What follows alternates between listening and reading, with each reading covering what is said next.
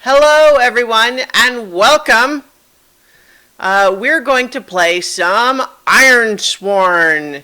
Ironsworn. Yay! Yes.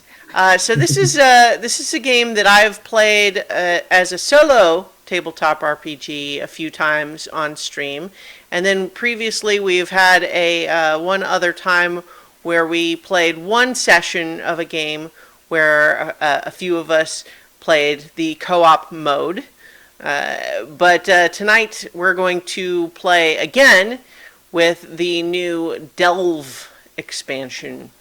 And what that basically does is add a lot of mechanics and moves associated specifically with delving into, say, a dungeon or some other especially dangerous site. And there's a lot of neat new stuff in there, so we thought we'd play again. And so I'm Christiana Ellis. Joining me tonight, David.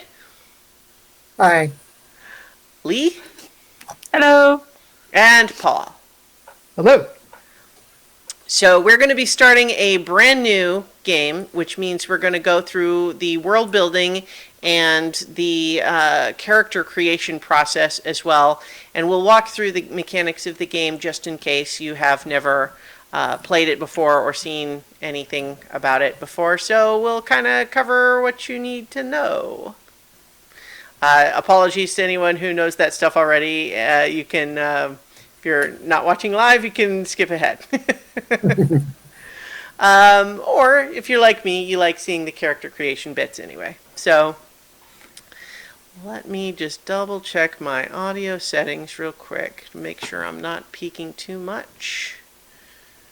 Yeah, let's adjust that. Just tweak that down a little bit. Okay, so first and foremost, what this game is about is the default setting is kind of Skyrim-y, if you follow, just in terms of the theme. There's a lot of kind of sword and sorcery vibe to it, but a lot of the mechanics are all based around the idea of swearing an iron vow, which is kind of like setting a little quest for yourself, which you then track progress on, and then you get experience for completing it. And you make, you are working towards it, and you mark progress, and then you make various moves to try to complete these vows. And then if you manage to complete it or are forced to abandon it, then you decide which vow you want to take on next.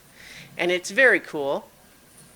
So let's talk a little bit about the basic mechanics of how to play. So this is the base game, which you can, I believe, still get the PDF version of for free. I haven't checked recently, but it was available. Yes, you can. Yes. So the PDF version of this is available for free. And so let's just quickly show the way the rolls work.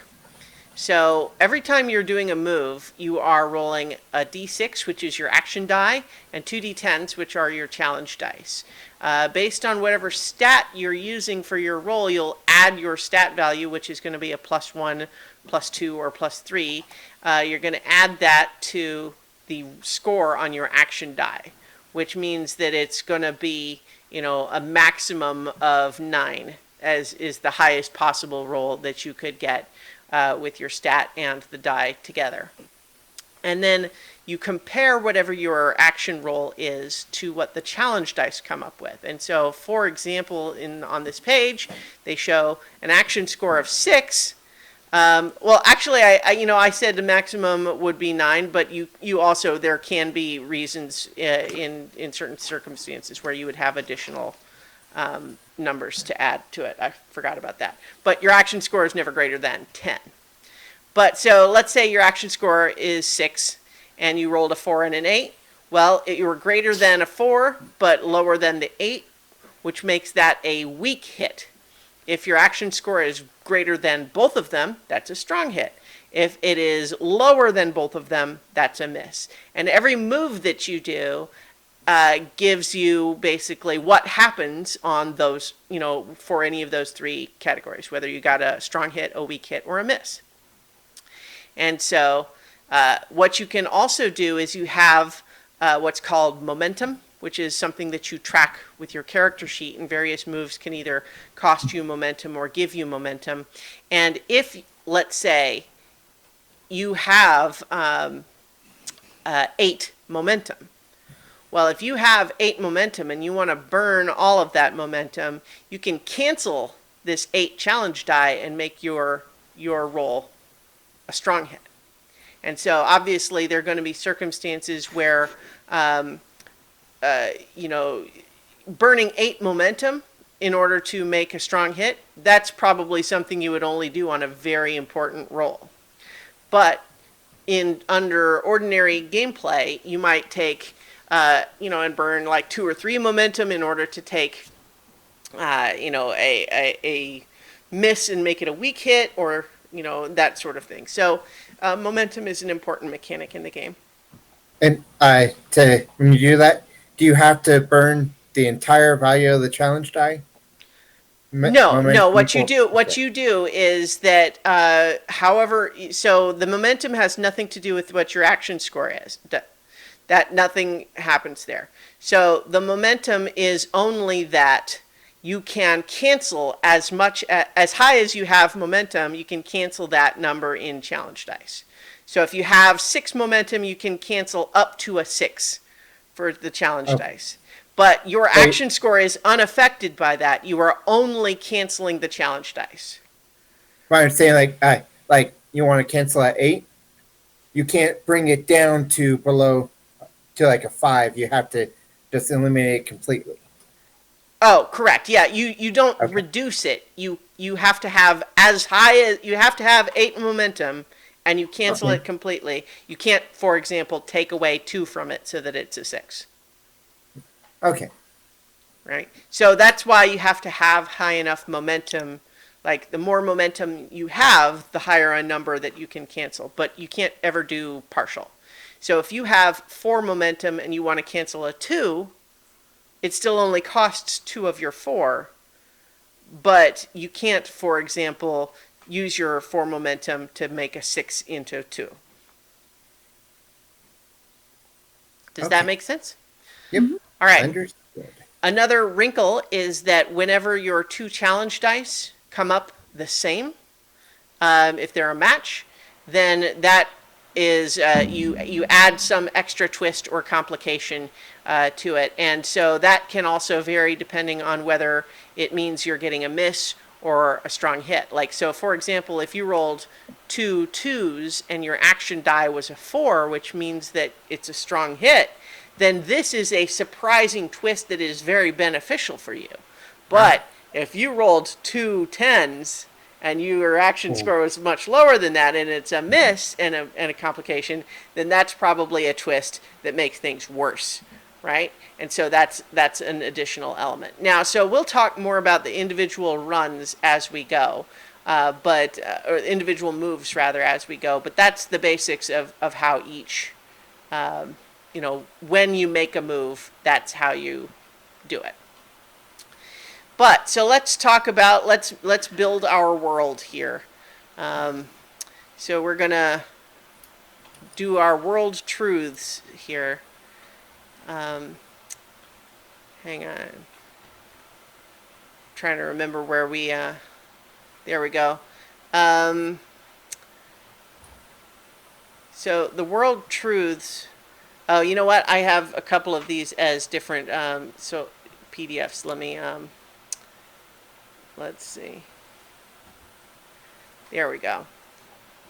So, what we're going to do in order to build the setting that we're using in our game is that we're going to ask all of these questions about various aspects of our world, and we'll use that to start fleshing it out. Now, one of the things that's important about this game, at least the way that we're playing it right now, is that we're going to be playing co-op, which means even though I'm kind of running the stream and everything here, I'm not the dungeon master. I'm going to be just another player, and that means that we are, the 4 of us, collaboratively making all the decisions.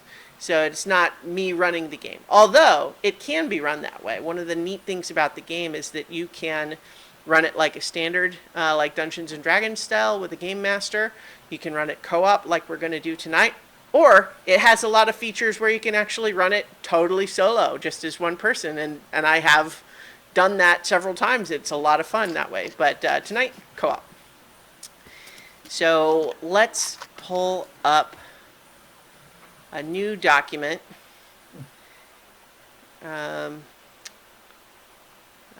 This is going to be world truths.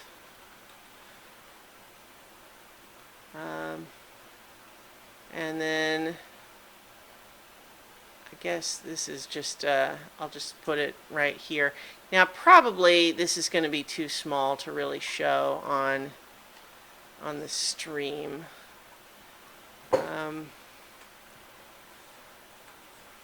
Let's see if I can make the font bigger. I didn't, that's just color.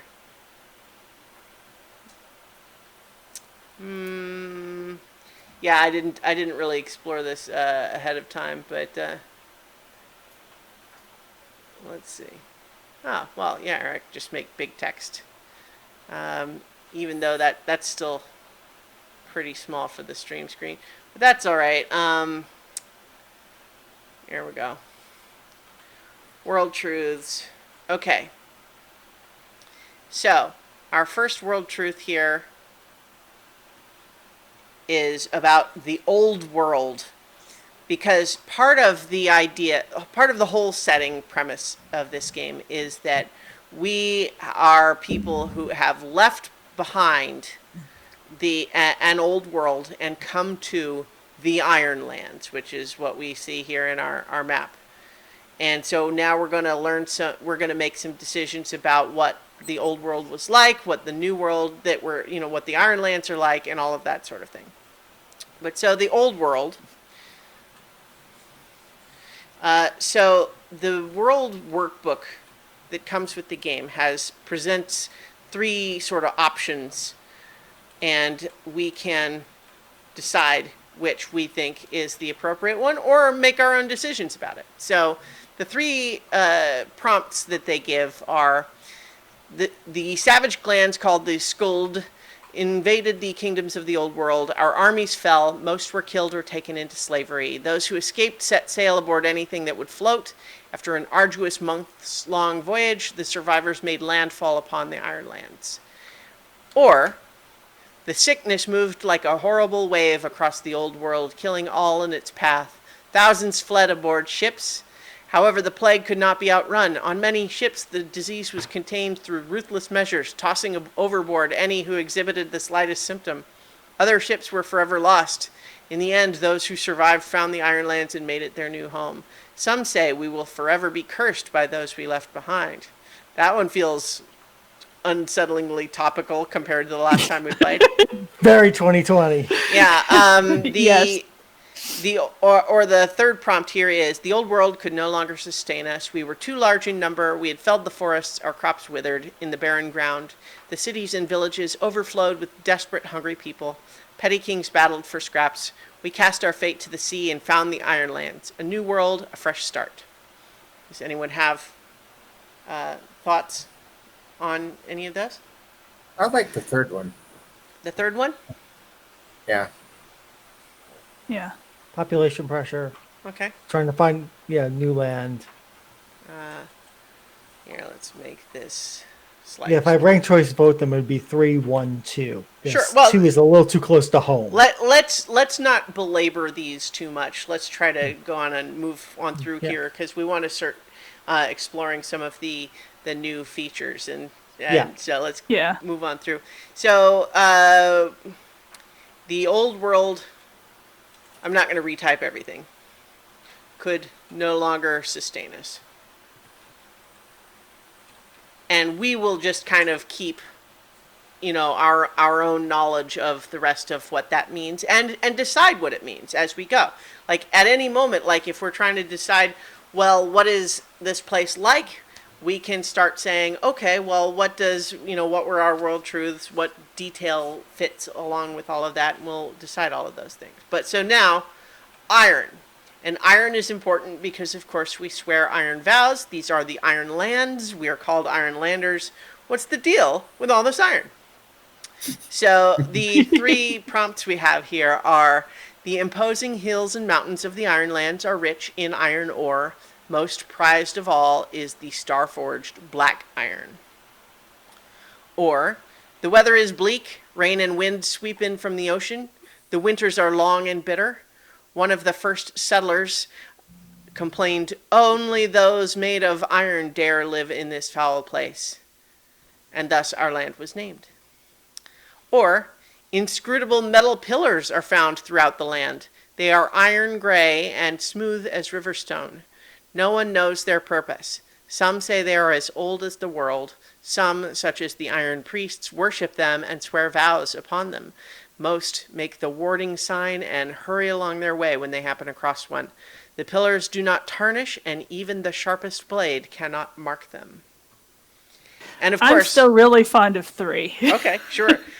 What I was just going to say, is we can absolutely go with any of those 3, but we also have the option to make it be whatever we want. There are no rules here. It is only what we want it to be. But 3 sounds pretty good. Yeah. Yeah. If you want to do a variation of the 3, it's like there are iron structures that sometimes have shapes that people give meaning to. Okay, so they're not just pillars; they're strange, abstract shapes. Are they abstract, or are they representational? It's hard to tell. Some may seem to be representational. Some might be completely,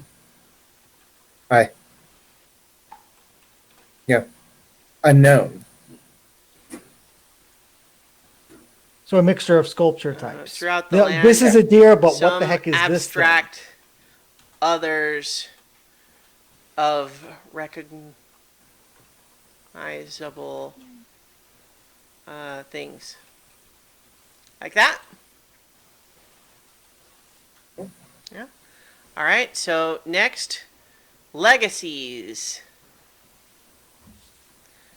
We are the first humans to walk these lands, or other humans sailed here from the old world untold years ago, but all that is left of them is a savage, feral people we call the Broken. Is their fate to become our own?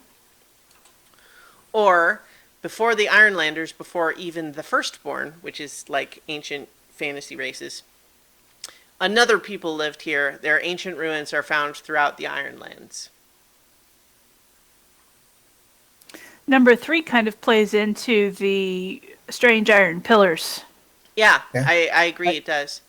And also plays into the whole delve expansion. Well, Yeah. it could, but and it absolutely could. But what I'll add there is that the delve expansion gives all sorts of mechanics for things like dungeon delving to be applied to all sorts of different circumstances. Like it could be a mine, it could be a fortress, it could be underwater caves, it could be a dense forest. It doesn't have to be like an ancient ruined dungeon.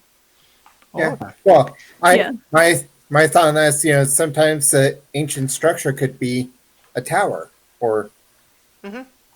Well, yeah, I mean, ancient structure, but my point was just being, it doesn't have to even be like a dungeon. It could be a forest, a swamp, and it basically just gives rules for saying there is this set location that you want to do something in, and you want to treat it with these rules, as opposed to it just having to be a dungeon or a building or anything. It can just be any location where you're trying to accomplish something, but there are hazards and obstacles to overcome. Before the Ironlander and the Firstborn, another people lived here. All right, communities. The options presented are: we are few in number in this accursed land, most rarely have contact with anyone outside our own small steading or village, and strangers are viewed with deep suspicion. Or, We live in communities called circles. These are settlements ranging in size from a steading with a few families to a village of several hundred. Some circles belong to nomadic folk. Some powerful circles might include a cluster of settlements. We trade and sometimes feud with other circles. Or we have forged the Ironlands into a home. Villages within the havens are connected by well-trod roads. Trade caravans travel between settlements in the havens and those in outlying regions. Even so, much of this land is untamed.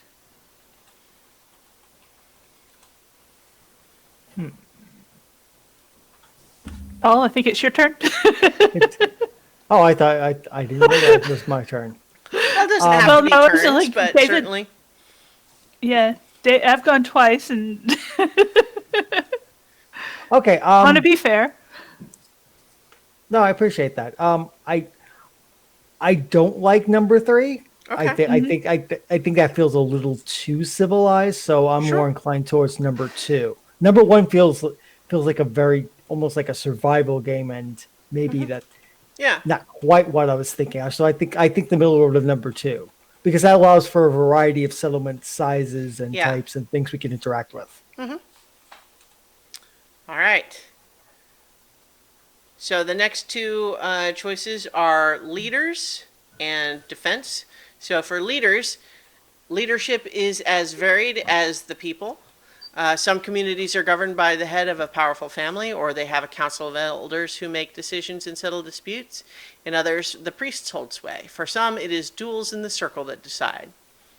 Or, each of our communities has its own leader called an overseer. Every 7th spring, the people affirm their current overseer or choose a new one. Some overseers wear the iron circlet reluctantly, while others thirst for power and gain it through schemes or threats. Or, numerous clan chiefs rule over petty domains. Most are intent on becoming the one true king. Their squabbles will be our undoing.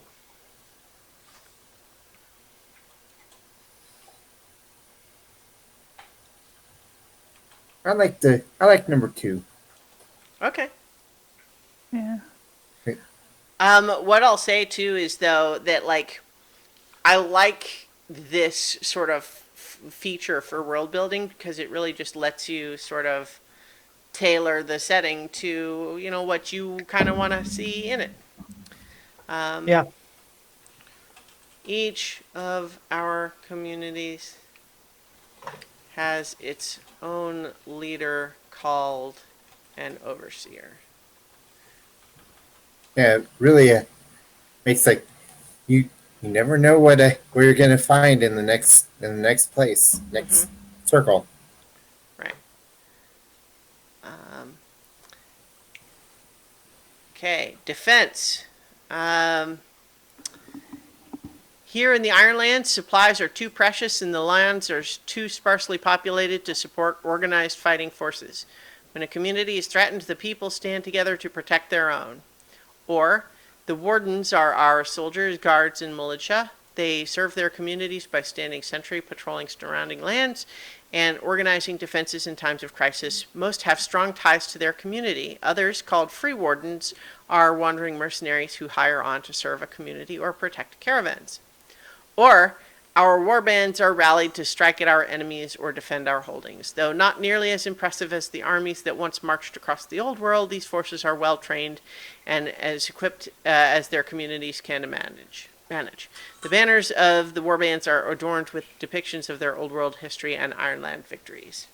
Now, like obviously, some of these make more or less sense based on some of our other choices, but we can go ahead and, What do you think? Do you want there to be even any kind of an organized fighting forces, or is it really just like no community has enough resources to support someone who's just a fighter? So it's really just like you're a farmer and you pick up your sword when you need to. Yeah, I think maybe that's the case with like the smaller settlements, but since we have the circles of varying sizes as like the settlement type, like the larger settlements have like an actual militia, whereas some of the smaller communities don't. And then you do have the farmers who have to pick up their axe and go protect their own steading or their own home, whatever you call it. Larger circles.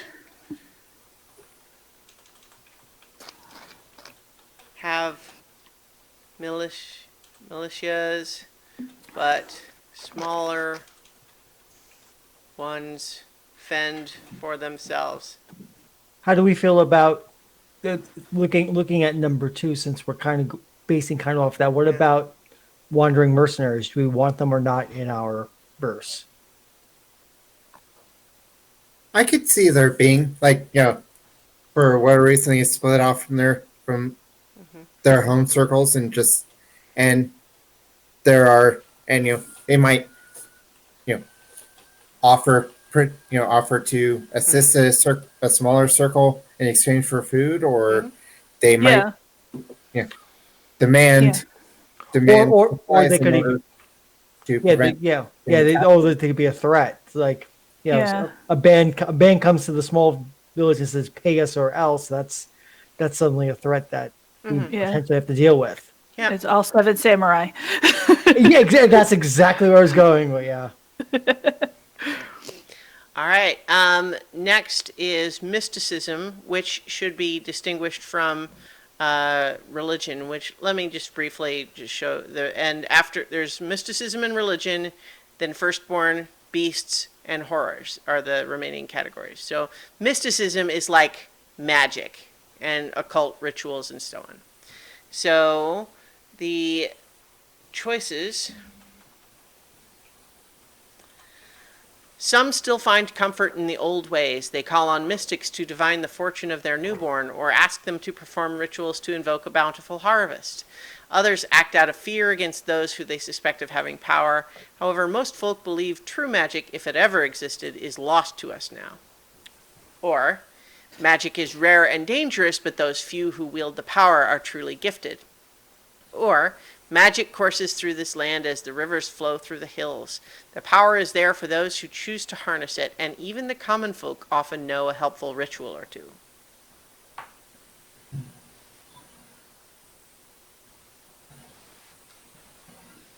So no magic, some magic, or lots of magic. Well, and I think the no magic is not even necessarily. I think a lot of this is there might be some magic somewhere in the world, but it is going to be exceedingly rare to the point that most people don't believe in it. But I mean, for that matter, we could also decide that it means literally there is no such thing as magic. But that's a choice we could make. But I think that it would be possible to interpret that first option not as there's no such thing, but that it is so rare that most people will never encounter it. Versus the idea of like that second one might be more like, well, no one in town can do it, but that crazy old lady that lives out by the swamp, I'm leaning towards number 2. Yeah. That way. Yeah. Something of a sword and sorcery feel.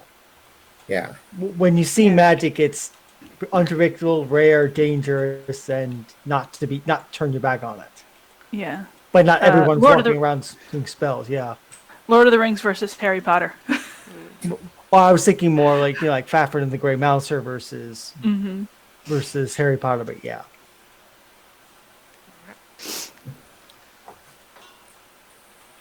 And now I just thought of potential characters based on what I just said. Cool. All right. Well, so next, religion. A few Ironlanders still make signs or mumble prayers out of habit or tradition, but most believe the gods long ago abandoned us. Or, the people honor old gods and new. In this harsh land, a prayer is simple but powerful comfort. Or, our gods are many. They make themselves known through manifestations and miracles. Some say they even secretly walk among us. The priests convey the will of the gods and hold sway over many communities.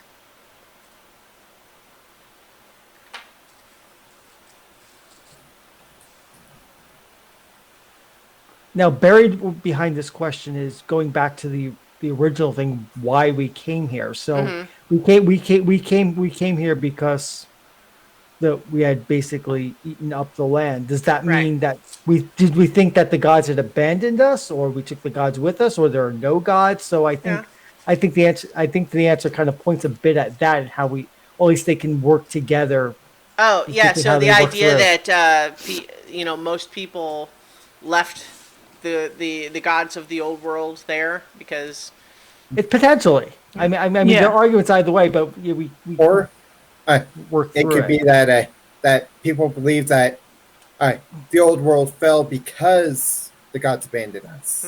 Like the old world required the blessing of the gods to keep the fields fertile, and when the gods abandoned us, they went barren. Or the god. One of the reasons why we headed west, why we didn't know what was here, was because the gods showed us the way. There are a couple of ways we can run this, depending on how we feel. well, so I mean, I thought we were just saying that we left it behind us and didn't look back, but then you just suggested that something very different. I mean, we can do whatever, but I just which do we want it to be? How about we left our old gods behind us, but now we're finding new gods, Well, okay, sure. or something like that, so that There's hints of new gods. So are we thinking gods as like gods of places, like Locus Geni sort of thing? Okay, we've come to the Yeah. we've come to the Ironlands, so there are new gods here to be found and dealt with, propitiated. yeah. So a little of Based. column 1, a little of column 3. Okay. Yeah. The Ironlands we are discovering have gods of well, this is the Ironlands as a singular or plural, gods of its own. Yeah. Yeah. Has. All right, so the old world gods abandoned us, and we abandoned them back. The Ironlands we are discovering has gods of its own. Right, firstborn, and this would be creatures like elves, giants, trolls, werewolves, any sort of like fantasy non-human race.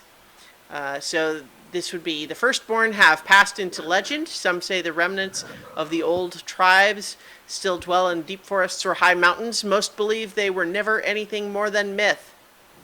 Or the firstborn live in isolation and are fiercely protective of their own lands. Or the firstborn hold sway in the Ironlands. The elves of the deep forests and the giants of the hills tolerate us and even trade with us for now. Ironlanders fear the day they decide we are no longer welcome here.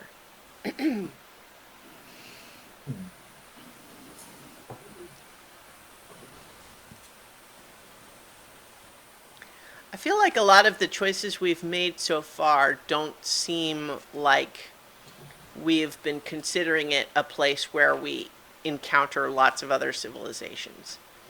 But doesn't More mean, remnants than any. Yeah, remnants and ruins and right, but that leftovers, doesn't mean, rather than yeah. an elven kingdom sitting in the forest. Right, but that doesn't necessarily mean that, like that could still be something where they hold sway in most places and we mostly stay where we're allowed to be. Well, we haven't even got there yet. The Ironlands are big, and as I recall from the book, we're only been here like 2 generations, so there's Well, plenty of places we haven't even got to yet. yeah, but so the point, I think, though, of the third one is that we definitely know they are there and we are only here at their discretion versus the idea of, oh, they may be around somewhere, we just don't know. How about we know that they were here once, whether or not and rumors abound as to there's that they are in certain locations, but No one Yeah. can find proof. yeah, it's like All right. people who seek them out don't come back, or so, or I choose to believe. We know they once existed, but now are usually, let's see, now are only only rumor. found in rumors. which does not prevent us from deciding at some point that maybe that is something we encounter. Yeah. But yeah, sounds like we're not dealing with a lot of them right now. All right. Beasts.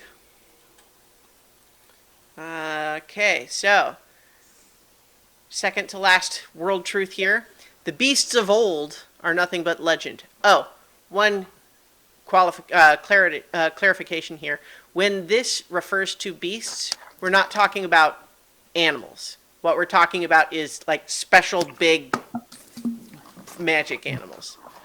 You know, like Princess Mononoke with the giant wolf, for example. You know, we're not talking just about like, are there wolves? Because the answer to that is yes, there are wolves.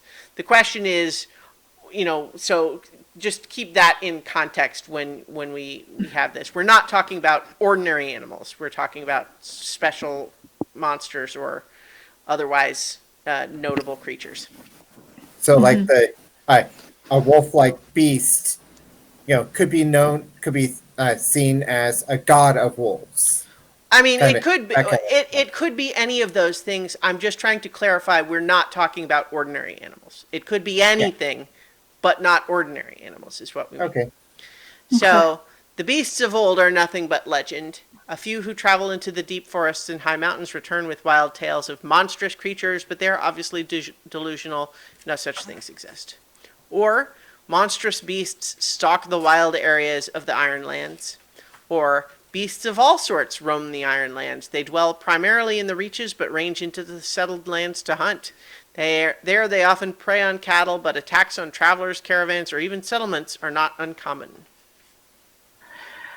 I think I like number 2, where it's out in the we've managed to the settlements have managed to kind of push everything back, so the beasts are still in those wild areas, but they're not actively around where settlements are. Mm-hmm.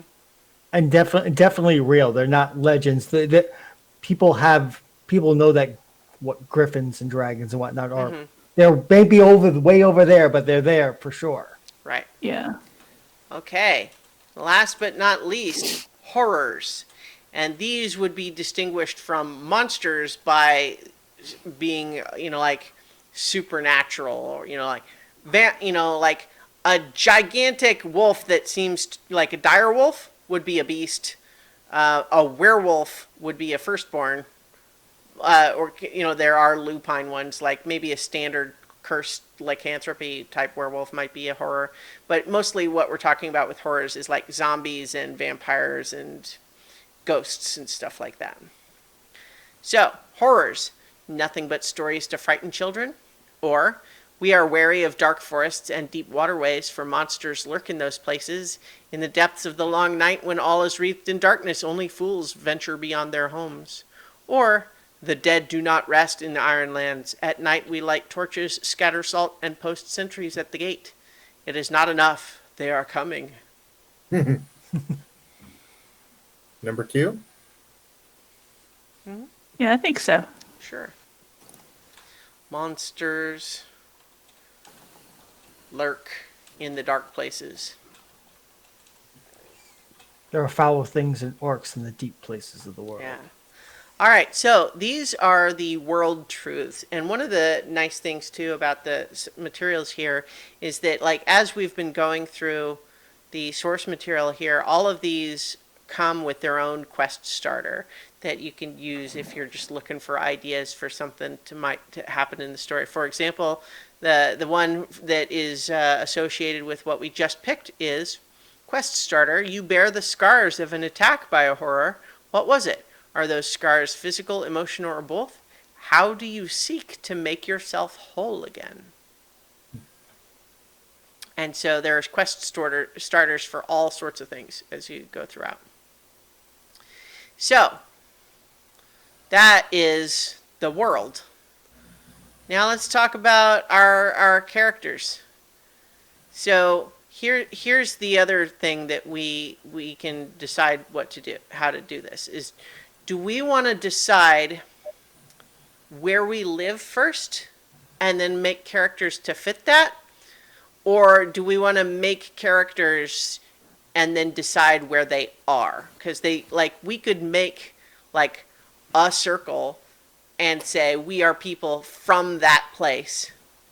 Or we could say, we can make characters that are maybe they are these traveling mercenaries, and then we just decide where they start. But it doesn't have to be where they're from. Do you guys have thoughts on that? I mean, one of the ideas that kind of came to mind for a one shot earlier was that if we were, you know, not necessarily like young people, but the healthy of adventuring age people in a relatively small place that need to go on a perilous journey to help the village in some way. The place where we're from, that would be one way to go. But if we were going to do that, we might want to decide what's the nature of this village first, right? Rather than decide on characters first. But we can do whatever we like. If you've already got a character idea in mind, then we can absolutely just do that and then decide where to put our characters. Any thoughts? I've got the inkling of a character in mind, but I think since we're starting with the world, I think going from there, the next logical step is to create our community and decide where we are, and then build characters out of that rather than trying to fit characters to a location afterwards. Okay. That's my preference. Sure. All right. So this island, or this map that comes with the basic game, has a lot of different sort of regions, as we see. Like there's barrier islands, Ragged Coast has lots of like fjords and stuff like that. Deep Wilds, which is like dense forests. Havens is like the most sort of hospitable to the type of like livestock farming and sort of villages that we would expect. Flooded Lands is more like swampy. Hinterlands is, starting to be like a little bit hilly, some forests. Tempest Hills, obviously, like foothills.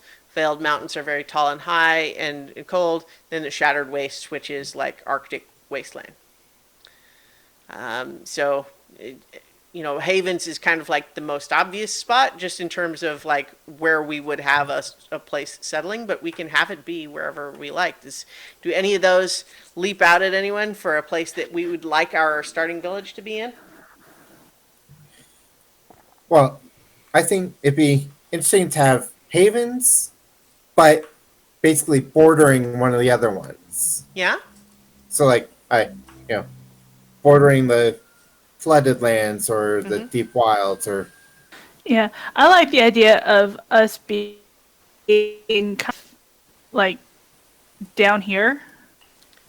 I can't see where your cursor is when you say Oh, down okay. here. Okay, so it doesn't show up. In between the Flooded Lands and the Deep Wilds, there's there's like a little patch of the Havens that like dips down between the two. And so, if you have a settlement in between there, you've got the option of having to go into the swampy lands for some supplies, but you can also go into the Deep Wilds for other things. It also, if the wildlands are where a lot of the beasts are, then that also puts the community at risk for seeing those things, right, and maybe coming up against the beasts. We also don't have to have it be too open-ended, because we're mostly going to be figuring out what's one problem that we can try to solve. Right. But but that's why Oh, sure. The fact that the location kind of lends itself to multiple possibilities is kind of what about it. Excellent. At some point, we'll need to narrow that down. So, like, the more we kind of keep making choices that are based on we could do anything, it's like, well, okay, yeah, but at some point we have to decide on one. Nonetheless, that's the spot. So, one of the things that this game offers is what they call oracles, which are basically just lots of tables that you can roll on to do all sorts of things. So, for example, we have, action, theme, region, location, and then location descriptors, and then settlement names and that sort of thing, that you can all just do like D100, percentile dice rolls for. But we can also obviously just decide what we want it to be. But does anyone have thought, like, because this is collaborative, so let's start saying, okay, we know the general geographic location of the Havens. And actually, let me just read the description of the Havens for the, just the general landscape around there. Okay. So the Havens, rolling hills, rocky bluffs, pockets of dense wood thick with shadow, walled settlements, verdant heaths, wide rivers navigated by wary boatmen, long harsh winters, an expansive region of forest, rivers, shrubland, and low hills. So that's the Havens. Also, I'm just going to give a shout out to, I like the actual photography being in the book instead of all just being drawn art, which can also be good, but I like it as a change of pace. So that's the general place. So we can rely on the oracles to start giving us, like, what is this place like? What's the nature of it? Or we can just decide on some if we have them. Or how do you guys feel about just doing some rolls? I like the oracles in this game. I think we should leverage that Okay. for settlement. All right, so let's do that then. So we've got location descriptor, the way that you name a settlement, like what is it named after, and then from there subnames, and then there's additional additional tables that you can roll on for that, and then you can also roll on, like, well, what's this settlement's deal, like, what's their current problem. So let's just do some of that. So let's just start kind of going in order. So David, would you please roll percentile dice to tell us about this location? And this is going to be where our So on the Oracle tab, the dice mark on the location table. Yeah, actually, maybe we can do that. That's a good point, because the character sheets now have these oracles, and so you can roll in those, that's new since the last time we played.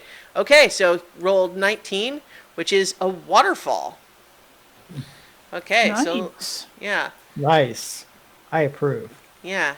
So I'm gonna start adding some of this. So our village. Oops. Our village. Okay. There's a waterfall. All right, so Lee, do you want to roll then for location descriptor? Certainly. All right. All right, you came up with 74, which is abundant. And so I Yay. think in this context, abundant waterfall, that sounds like it is probably just somewhere where we are easily able to grow our food, raise our livestock, get fresh water. We have the things we need here. Maybe Yep. even the mill using that waterfall to Yeah. grind the Yeah. grain. All right, great. So for settlement name, how about Paul? You roll for settlement name. I don't know if it's. Yeah. Okay. Yeah. So go ahead and roll settlement name. Okay. So you got 22, which suggests it's named after a man-made edifice what is it and why is it important to this settlement's history? And so there's additional rolls that can be done. Those don't look like they're in the Roll20 version, but so I'll just roll a percentile dice for one of those. Okay, got 46, which from the one here in the book for man-made edifice, 46 is Darkwell. I bet we've already got something that maybe can be our delve site, right? Yeah. Yeah. Okay, Darkwell. So, named Darkwell. So let's talk about this though, because we've just established it's a man-made edifice. Well, it says man-made. I suppose we could decide that it's maybe one of the either the ancients or maybe a firstborn thing. What do we think? When we say Darkwell, our village is named after the Darkwell. Why? What comes to me is that the river, we have the waterfall that comes down, so there's a river that's running through or nearby the settlement, and it flows into this massive fissure, and the water just is continuously plummeting down into that fissure. Okay. And that's the And- dark well. Maybe when we first arrived, we thought it was just a hole in the ground, but after we established, we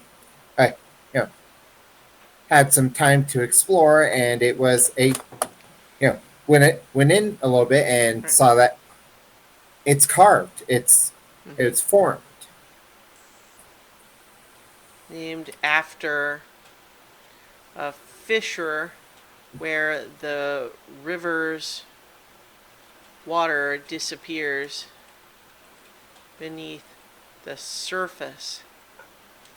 After investigating, we discovered it had been carved into the ground. Nice. Yeah. Okay, so here's something that I think we want to probably talk about a little bit, though, is Darkwell is kind of an ominous sounding name, and this is sort of an interesting thing. Like, why would we name the village after it?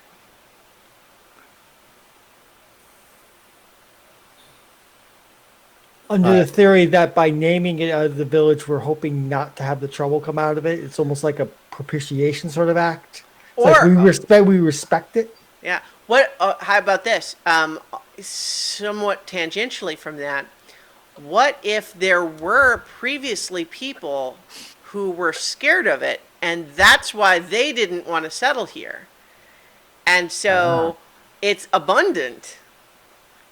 Why didn't we have to compete for the land? Well, it's because other people were scared of the well, and we decided that, hey, if we can be cool with this slightly ominous thing and even kind of make it our thing, maybe other people will leave us alone and not try to take our land or our stuff because they're worried about it.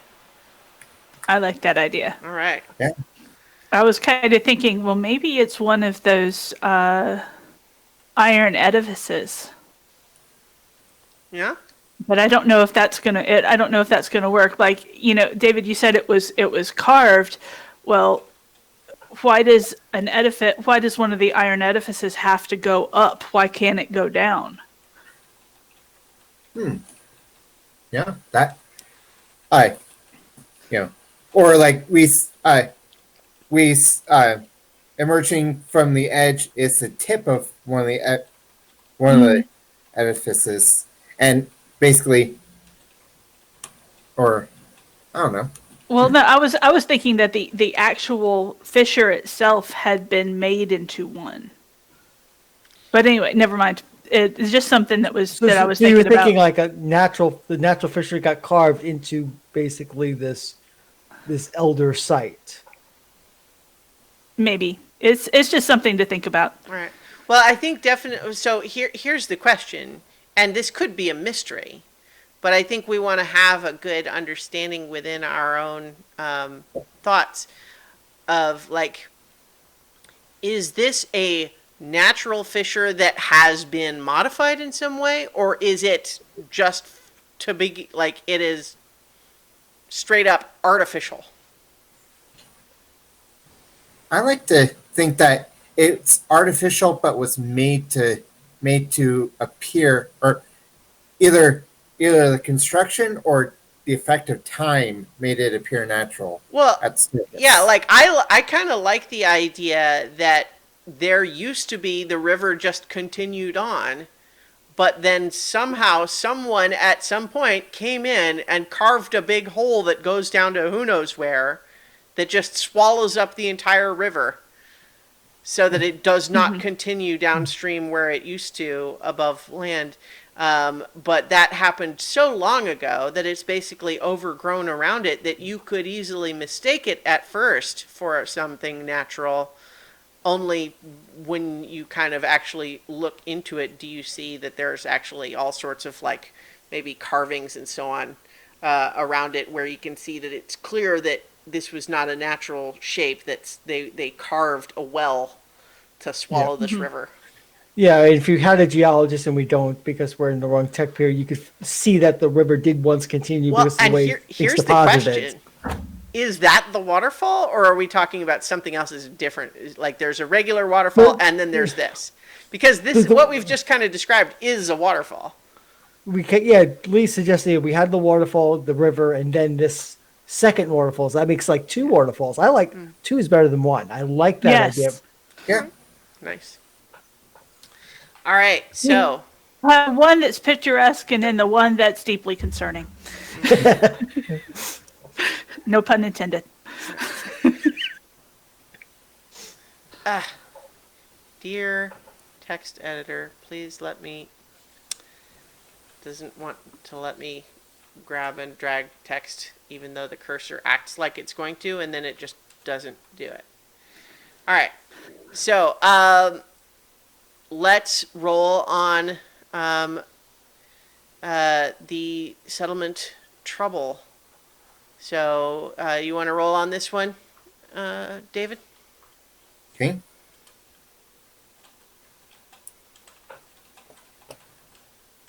$13. 13 is, that comes up as someone is captured.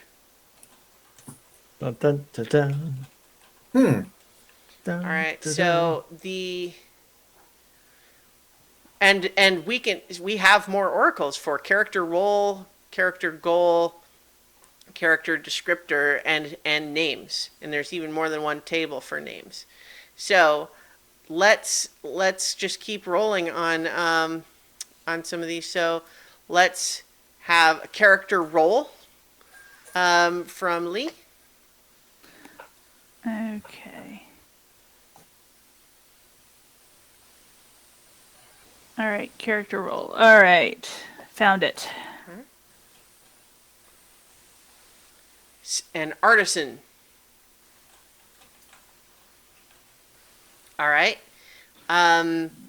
We probably don't need character goal because they've been captured. Although we could say the goal could be why is this artisan been kidnapped? Whoever kidnapped them? What is their goal? But let's not do that for now, because I think let's go to character descriptor, and maybe do two of those. So, Well, what I was thinking with the artisan is like, the idea of having a mill powered by the waterfall. Mhm. Artisan is the person who is designing and constructing it, and they disappeared in the night, and maybe signs of struggle. It's like a mason. sure. Yeah. So is the mill built already, or is it in the process? I was saying in the process. Okay. Yeah. Okay. An artisan, in the process of constructing our mill, but disappeared overnight with the signs of struggle. Bum, bum, bum. Yeah. Dun, dun, dun. And I'm going to volunteer the detail and a trail that leads to the dark well. Yep, that's Yeah, so I think we all had that thought. Yeah, Yeah. yeah. All right. So let's Drums in get. the deep. So, Paul, how about a character descriptor? You do one, I'll do one, and we'll add those together to say what was this person like? Sure. Character descriptor. All right. So They conflict. yeah. Yeah, So we I got reroll. stoic and hot-tempered. Let's think about. Sometimes conflicts there can be interesting. So we could obviously re-roll if we need to, but stoic and hot-tempered, like that could be someone who, generally speaking, I don't know. Yeah, those are pretty opposite, aren't they? Can anyone Or- think Yeah. of a way that both of those would be true about one person? they want to be stoic, but they wind up being hot tempered. Like they try and become. They try and Yeah. just They Yeah, like yeah, they but try to they they try want to that pose like they try to posture and put on like a stoic affectation, but it frequently falls apart. crumbles. Yeah. Yeah. Okay. And I do like They- hot tempered because it muddles the thing. Like, what were they Maintain kidnapped because of stoic their temper? Front. Did they piss somebody off? Uh, It's harder to do that with stoic than it is with hot tempered. but their temper frequently breaks through. All right. And so, David, how about a name? An Ironlander name. Torin. Torin, the artisan. I think we sort of like defaulted in our discussion to a male artisan, but it could be either. One of the things that's actually in the book is that it's kind of explicit that none of these names are meant to be either male or female names. They can be any name can be anyone. Do we want we kind of said he? Do we want this Torin to be a man or? Nothing Yeah. wrong with that. Could be. That's okay for me. Yeah. I think because I want to avoid the stereotype of the quote unquote damsel in distress, even if Sure. the damsel is hot tempered. All right. So is he? How old is he? He's probably like got to be.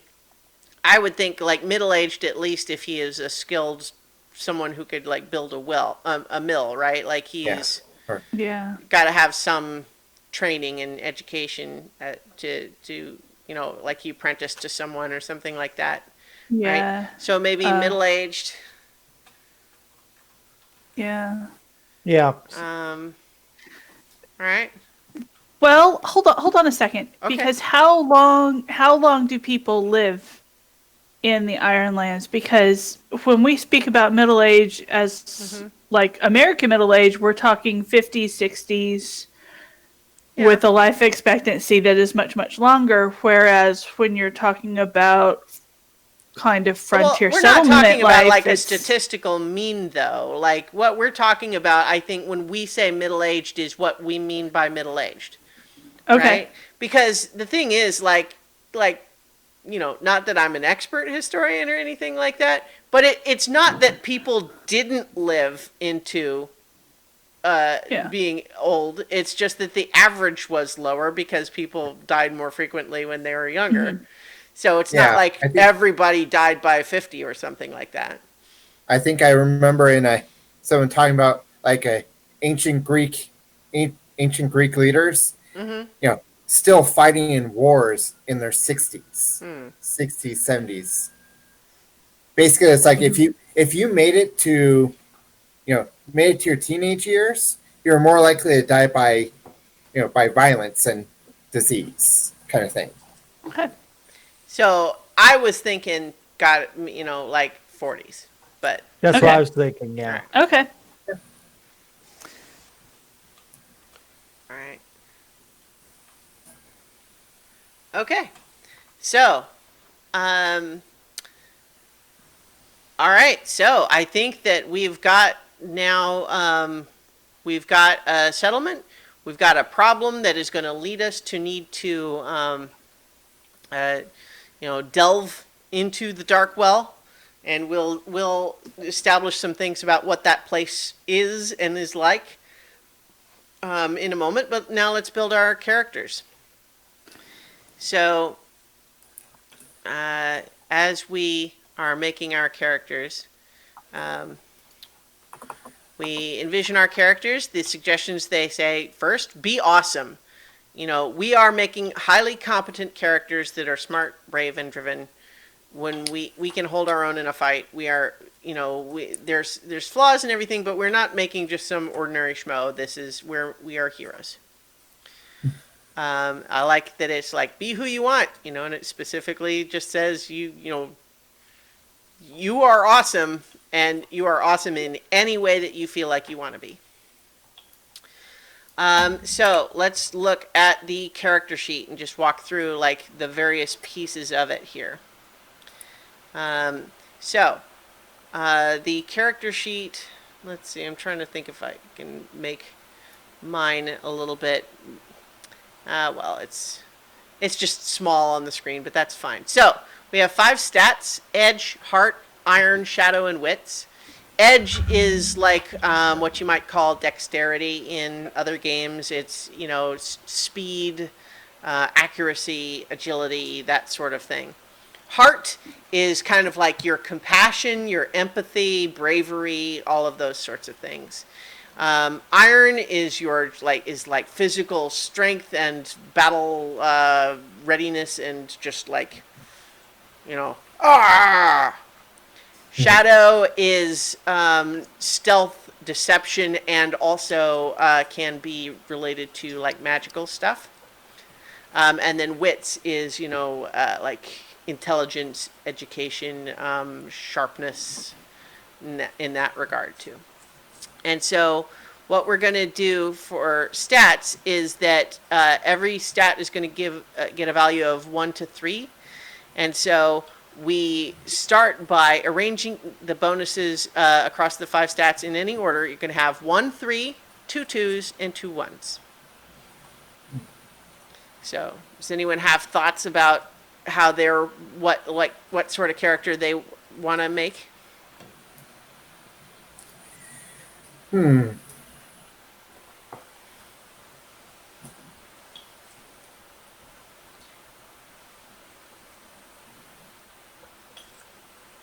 Well, I an idea is like a guy who is basically a guy whose dreams have been haunted by visions of going into the dark well. Okay. And I just trying to think, how would that translate to? Well, I mean, really anyone could have that, right? So, but I don't think that necessarily ties to any particular stat, unless you're feeling like you want it to be some part of some more mystical connection. But you could have any kind of person be affected in that way. Yeah. I'm kind of personally leaning a little bit more towards someone who's got like maybe the team mom sort of attitude, like just they've got a big heart, they're always taking care of everybody, they're just and so that would be like, heart would be the 3. So they're maybe not the strongest fighter or the cleverest, but they're the one that's always checking in on everybody to make sure everyone's okay, and is everyone feeling okay, and are we remembering to do the things to take care of ourselves and that sort of thing. Did you pack a snack? Yeah. Go back and pack your snack. I was thinking, kind of, shadow is a 3 for mine. Okay. Then edge and iron is 2. All right. Yeah, I was thinking also Shadow 3, but I was thinking more along the lines of my character is someone who actually goes into the whatchamacallit, the deep forest, the deep wilds, Okay, and like kind of a hunts. ranger. Okay. To help provide meat for the village, and so it's mostly like snares, bows and arrows, that kind of thing, but also has to be proficient in stealth because who knows what's in those forests, and you have to be careful. So I was thinking, Shadow 3, Wits and Edge 2, and then Iron and Heart 1. Yeah. Nice. All right. I put my 2s in iron and wits. All right. How about you, Paul? I still have Fafford in my mind, so I'm going to go with Fafford. So big, burly, fighting type. Maybe he went off for a while to fight with one of these wandering bands, but has come back home because that well is still there, and there's still stuff that might come out of the swamp or out of the deep wild. So he's kind of like he's made his bones out in the wild. Now he's come back home to try to settle down, but in the Ironlands, you can't ever quite put down the battle axe. Sure. So yeah, Iron definitely a 3, and Okay. still trying to figure out where to put the All other numbers. Shadow probably a 1 because he's not a deceptive type. Besides, the last time I played this with my other group, I played a very deceptive type, so I'm going completely against that character kind of. All right. Just something a little more straightforward. Great. So just walking through our other character sheet, we have health, which is going to start with at 5 for everyone, and obviously as you take harm, you would move it down on the tracker. Spirit is kind of like your emotional health, your stress level and that sort of thing. Supply is gear is abstracted in this game, like how much rations you have and how much rope you have and whether you have lantern oil and all of that sort of thing. It's all abstracted in the supply tracker. And in fact, actually, when we're adventuring together as allies, we all have the same supply track. Like, so if I'm at 3, you guys are at 3.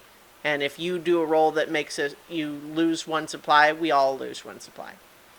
But we can all each do things that bring it up, and it goes up for everybody. So, like, if we are all collectively at a +3 supply, and then we have Lee's character do a resupply move that says add +2 to supply, everybody is up to 5.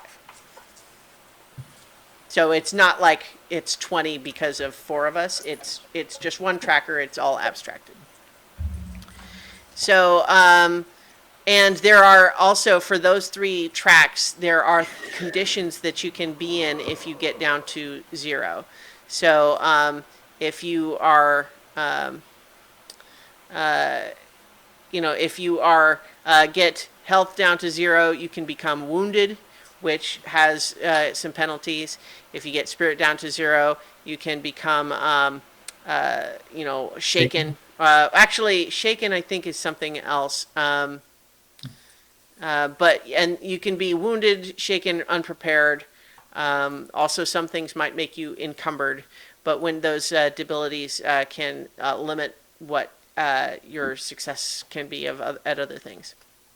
Then we also have, along the left-hand side, is our momentum, and various moves will either increase or cost you momentum. But as we previously discussed, like, you use momentum to improve the results of your rolls if you have it. So you definitely, from my experience in the game, you do want to pay attention to your momentum and try to maintain it and build on it whenever you can.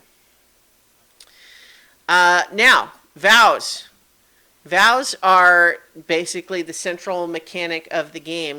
When you say that RPGs, they're designed so that it rewards you for doing the things they want you to do. Well, this game rewards you for making iron vows and then fulfilling them. And that's how you get experience that lets you upgrade your character and so on. So we're going to start our session with 2 vows. There's going to be a long-term goal, which is our background vow, and then an immediate situation which must be dealt with, the inciting incident. So, for all of us, our inciting incident is going to be, oh my God, Torin's been kidnapped. We got to find him, right? But then our background vow would be different for all of us, and that's going to be a long-term thing that we probably won't necessarily make any progress on today, but it just informs our character, something that there's, long-term project. So, and then we can go to, let's see, background vows. So, inciting incident, Torin's been kidnapped. And let's make that a dangerous level scale. Quest. And then so background vow, that's going to be different for all of us, and we might not know it yet. So, maybe just keep that processing in the background, right? And then for bonds, bonds is the other thing that the game kind of wants you to build, because like in theory, if you were ever going to run a whole campaign to the point where you want your character to be able to say, well, done now I'm going to retire, the likelihood of success in retirement is going to be down to how many bonds you have forged. And you can get, like, when you try to do things with characters that you have bonds with, you can get bonuses and that sort of thing. And so we're going to do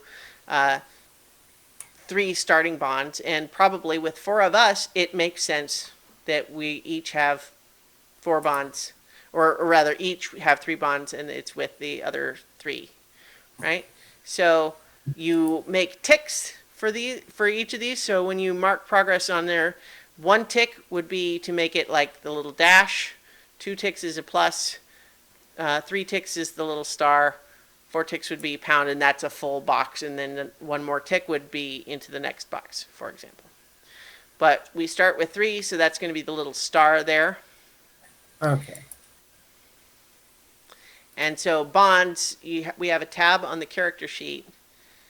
And so, for right now, we're going to have, we're going to get names later. And then,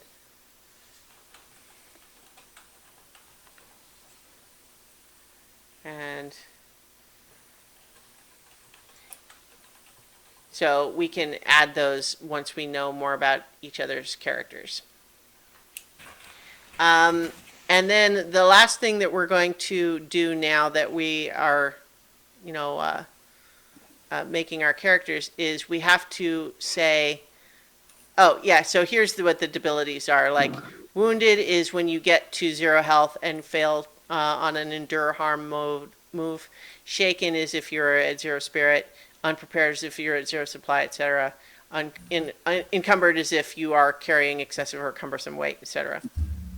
And so part of what happens there is, like, if you are wounded, you can't, like, moves that normally would let you increase your health don't work until you can do something to get rid of the wounded. And different moves are needed for that. But yeah, so now we're going to pick our assets. Now, that's something that's handy on the new character sheet, is that you can add them from here. There are different categories, like companion, and you can add them, just on the character sheet like that, which is really cool. But there's so many to choose from that we're going to probably need to take a little while to kind of all amongst us choose them. So we're going to choose 3 assets to start with. And the different kinds of assets, there's companions, which would be like if you had a animal companion, or you could actually have, like, if you were a knight with a squire, like a squire would be like a human companion. There are different kinds. A path would be like, the sort of like an occupation, like a story weaver or a dancer or a veteran, that sort of thing. There's specific combat talents that make you better in some specific type of combat. And then rituals are basically kind of like magic spells that you know. And so you would, if you take some of those, then that by default makes you someone who's uses magic, right? Because that's what those are. So maybe take a little while to go through those, and we're going to each choose 3 of those. But as you start thinking about who your character is, you know, just you can start deciding what you want to have on there. Let's see. Wow, I feel like there's a lot of choices on here. I feel like are all of those in the original supplement? Yeah, I wonder? because if you there were a lot of cards when my Yeah, group and I played to try to choose from. So yeah, there's a ton. yeah. So like, they're all as cards here. Mm-hmm. So, I think I'm gonna.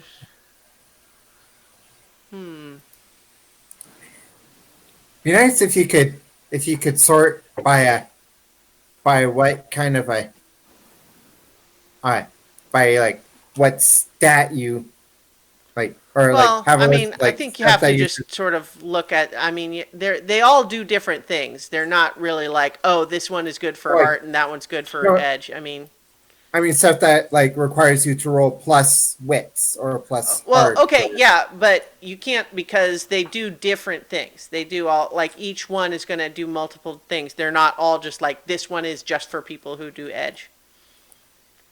But Okay. so I would say follow the fiction first. Like think about the character and the sorts of things they do before. And like and you can choose whatever you want, but I mean like I would say when you're trying to narrow it down, go by what sort of sounds fun for the character.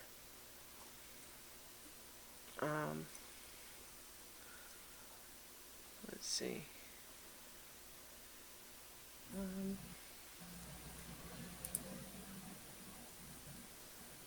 Let's see.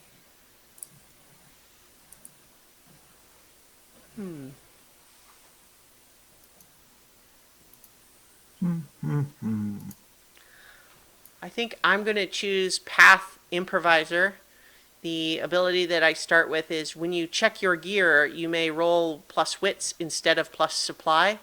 If you do, envision how you make do with a clever solution and take +1 momentum.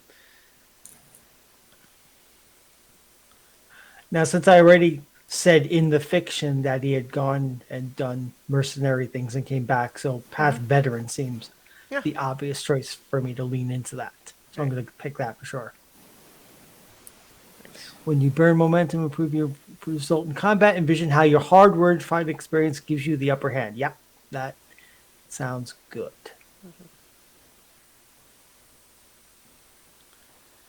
All right. I think I'm going to also be a shield bearer combat talent.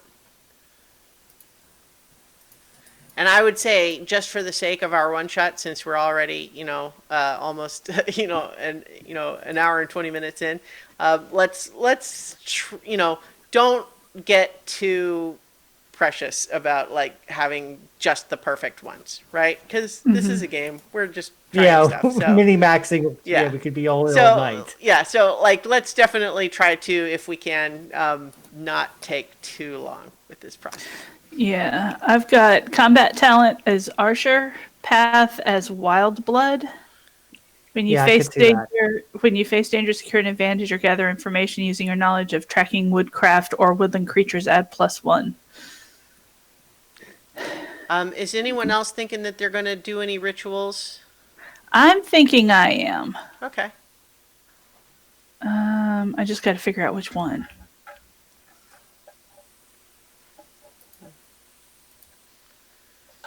Let's see.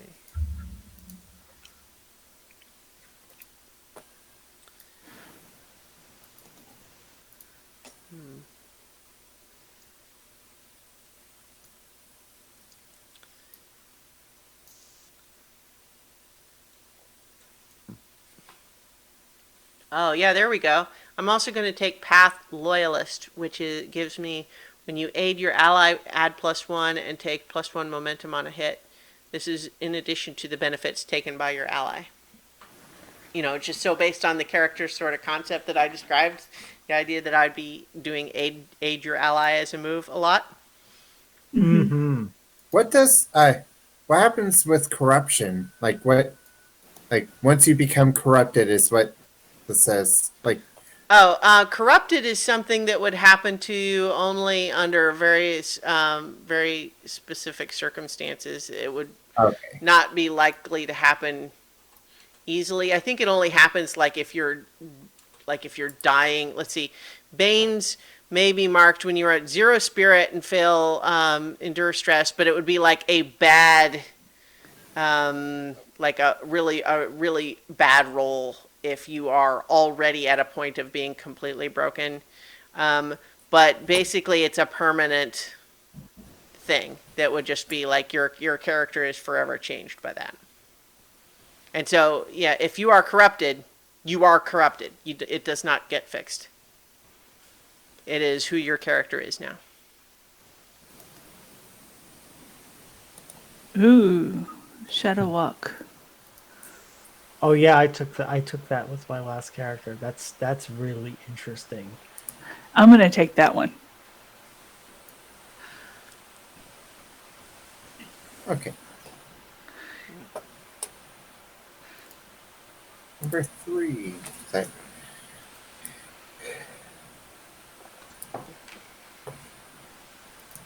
Yeah, that's good. Archer, Wild Blood, and Shadow Walk.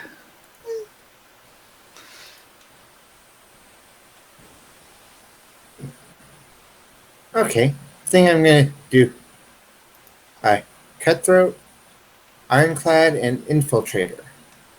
So very kind of a rogue, basically. All right.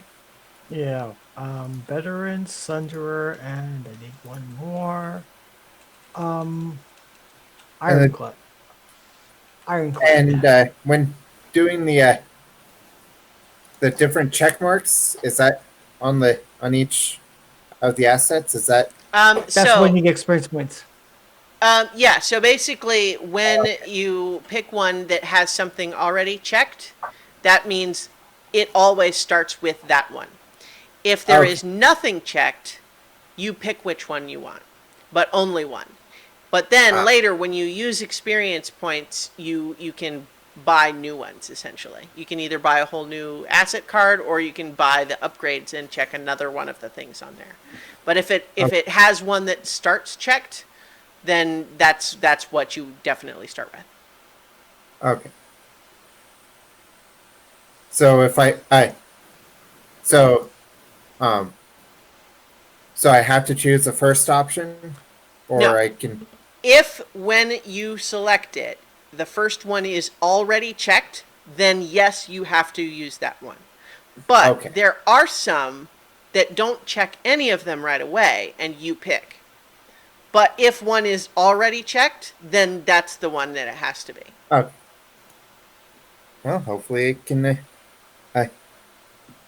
Hopefully it work. Hopefully do some good with it. All right. And if it doesn't, at least it'll be interesting. Yeah. Yes. Yeah. All right. I'm gonna roll an Ironlander name. I actually already picked a name. Satara. It's on the list.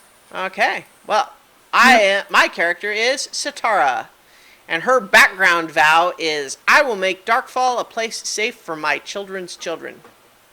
That is very much with your team mom approach. Yeah. I like that. My character's name is Ursia, and his goal is to find and slay the swamp dragon. Since we got that whole swamp right next door. Spell that. Irsia. I spelled it with a U. Ursia, yeah, okay. Wants to I slay could the have called swamp dragon. Ursia, I guess. Yeah. All right. I rolled Catania. Katania. Not quite sure how you would turn that into a male name, but let's just call her Cat for short.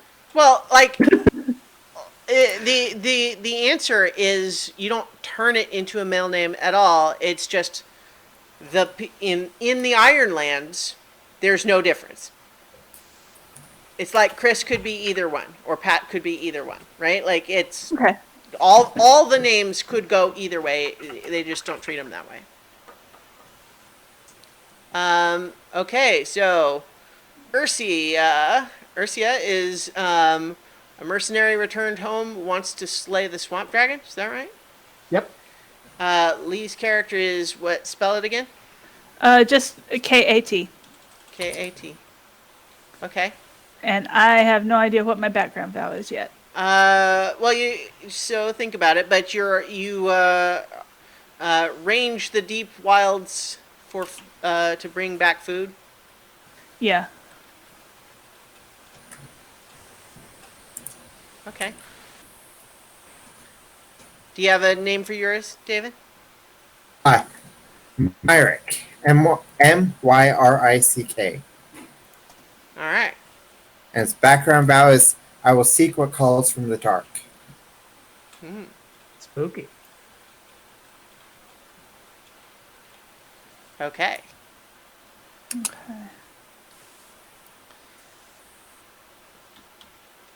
All right. So, everyone, does everyone have their background now Um. and their 3 assets? What was Sitara's background vow? Or- Oh, I- mine? Oh, yeah, to make Darkfall like safe for my children's children. Or Dark Well? Oh, yeah, Darkwell. Yeah.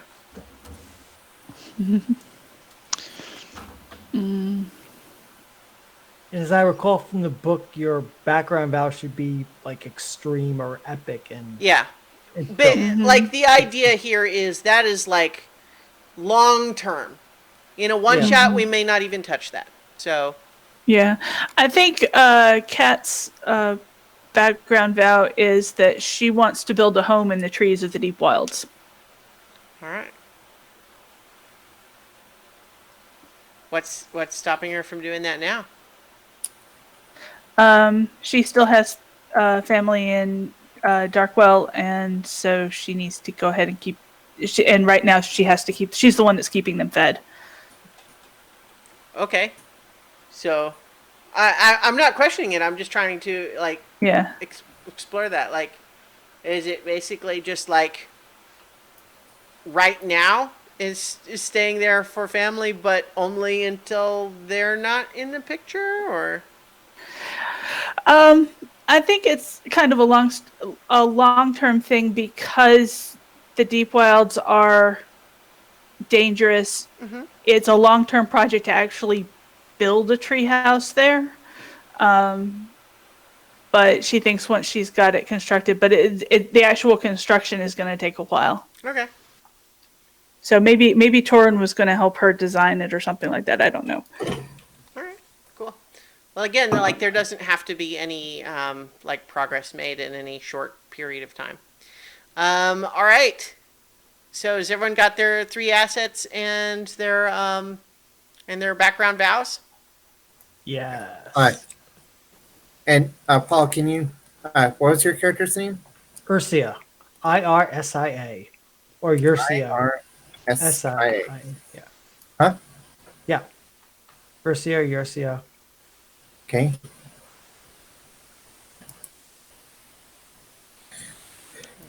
And the background vow? Oh, I'm going. There is a swamp dragon in the flooded lands, and I am going to make myself worthy enough to taking it out. Yeah. Like, Yes, and it is I a was just threat. putting that in my notes because I just feel like, it helps us kind of understand who the characters are. Like, none of this is, like, required. It helps me envision what my character's path is to But- go through all that. So, to not belabor too much of the point, since we want to get to some of this delving business, I think that maybe we're all, awakened in the morning with the discovery, oh God, someone's discovered Torin is missing. The trail goes to the dark well. Oh my God, oh my God, oh my God, what do we do? Right? But so the three of us feel like, we're, healthy, competent, capable, certainly of the people that are here, and we can, we're gonna go down and try to do this thing. But the three of us first have to Four of swear. us? Four, yes. Four Four of us? Right. us. Yes, okay. I thought you guys Okay. Yeah, Have to collectively swear an iron vow. And so when we're doing it as a group, only one of us rolls it. It is a heart roll, so I would suggest that it might make sense for Satara to do it. I agree. I agree. You have the best chance. I mean, we can aid you in that role. Yes, you can. So the aid and ally roll move. Where is that one? I'm looking at the moves. Oh, there we go. Aid your ally but in this question though, like this would be doing a secure and advantage move in direct support of an ally. So I think in this context, each of you, if you're going to provide this aid, you would have to say, well, like, what advantage are you trying to do? Like, what preparation are you making? What are you doing to make this easier so that it's more likely that we're going to be blessed by the gods of the Ironlands on our mission here?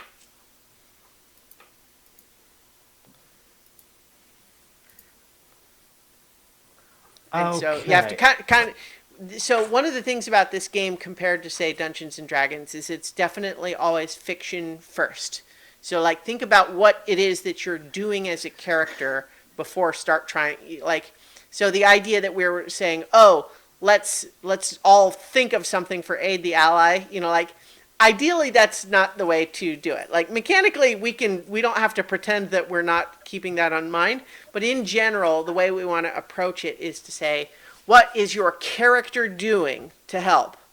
And then we figure out what the move is. But in this context, we have all sort of volunteered to be part of this rescue mission. Mm-hmm. And we are preparing to undertake this solemn, ritualistic, spiritual vow to go rescue this. And so it makes sense that maybe there's some aspect of that to where, I'm the one doing the actual vow, but each of you is doing something to indicate your support of the mission, right? So that makes sense. But what would your character do to indicate how prepared they are or how serious they are or what? I'm coming out in full armored regalia with my armor because one of my I took the armored as one of my cards and my battle axe and standing beside you, showing like with the strength of my arms and the armor on me, I will protect you and help you find our lost Mason and bring them back. Great. So that sounds like probably an iron roll, right? When you are securing an advantage with aggressive action, forceful defense, strength, or endurance, but like you're demonstrating you have the iron, literally, right? Like the armor and the axe and everything. So yeah, so go ahead and do a secure an advantage roll with your iron score.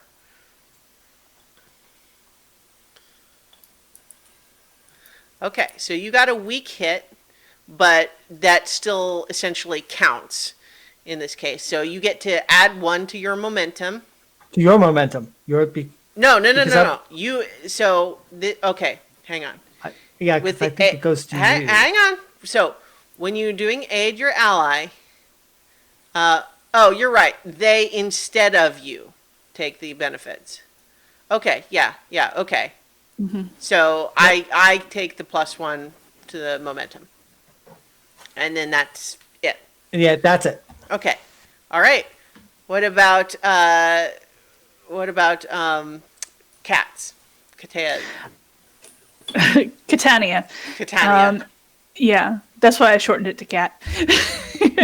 I think she has gathered supplies, also medicines that only grow in the deep wild, because we don't know what kind of shape Torin's going to be in when he gets there, just to make sure that we have everything that we could possibly need to get to deal with whatever we find down there, to the best of our abilities. Great. So that sounds like maybe a wit? Like, Yeah, I think to so. think of all of the things that you're preparing? Yeah? Yeah, with an expertise based on my expertise with the deep wilds and everything. Yeah. Let's see. All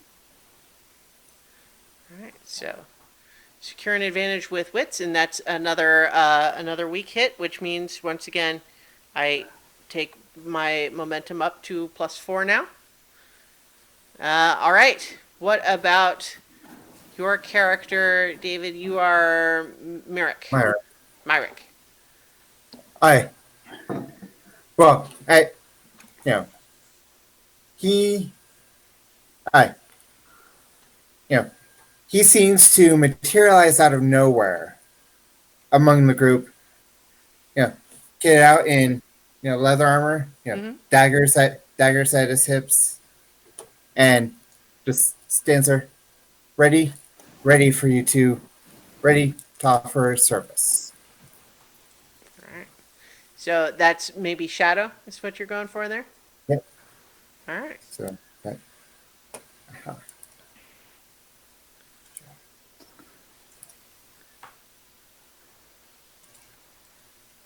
All right. You got a strong hit. Nice. Nice. So for aid your ally with a strong hit, we both have initiative, which is kind of moot for this circumstance. But so All right. yeah, so what you could, if you wanted, make Isn't it? On strong hit, you gain advantage. Choose one. Take control or prepare right. to act. So I was just going to say, there's you could either prepare to act and take another +2 momentum, or make another move now and add +1. And because we're all preparing for me to make this swear the iron vow, I think what makes the most sense is I will do that right now and get to add a +1. Okay. All right. So now I will swear the iron vow, and with these allies at my side, we will show the Ironlands that the people of Darkwell do not let our people be taken. We value each and every one of our people's lives, and we will seek out and rescue Torin. This we vow. And rolling with heart, modifier +1. Nice. Strong hit. So that means we are emboldened, and it is clear what we must do next. And that's +2, another +2 momentum, which I've got up to 6 now, which is good. All right, and I think what we must do next is clear. Got to go down that well. All right. Okay. But here's now where we're going to start looking at our site, right?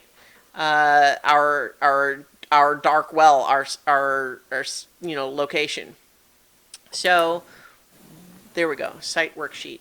So the things that I wish these PDFs were form fillable, but that's okay. Oh yeah, here it is.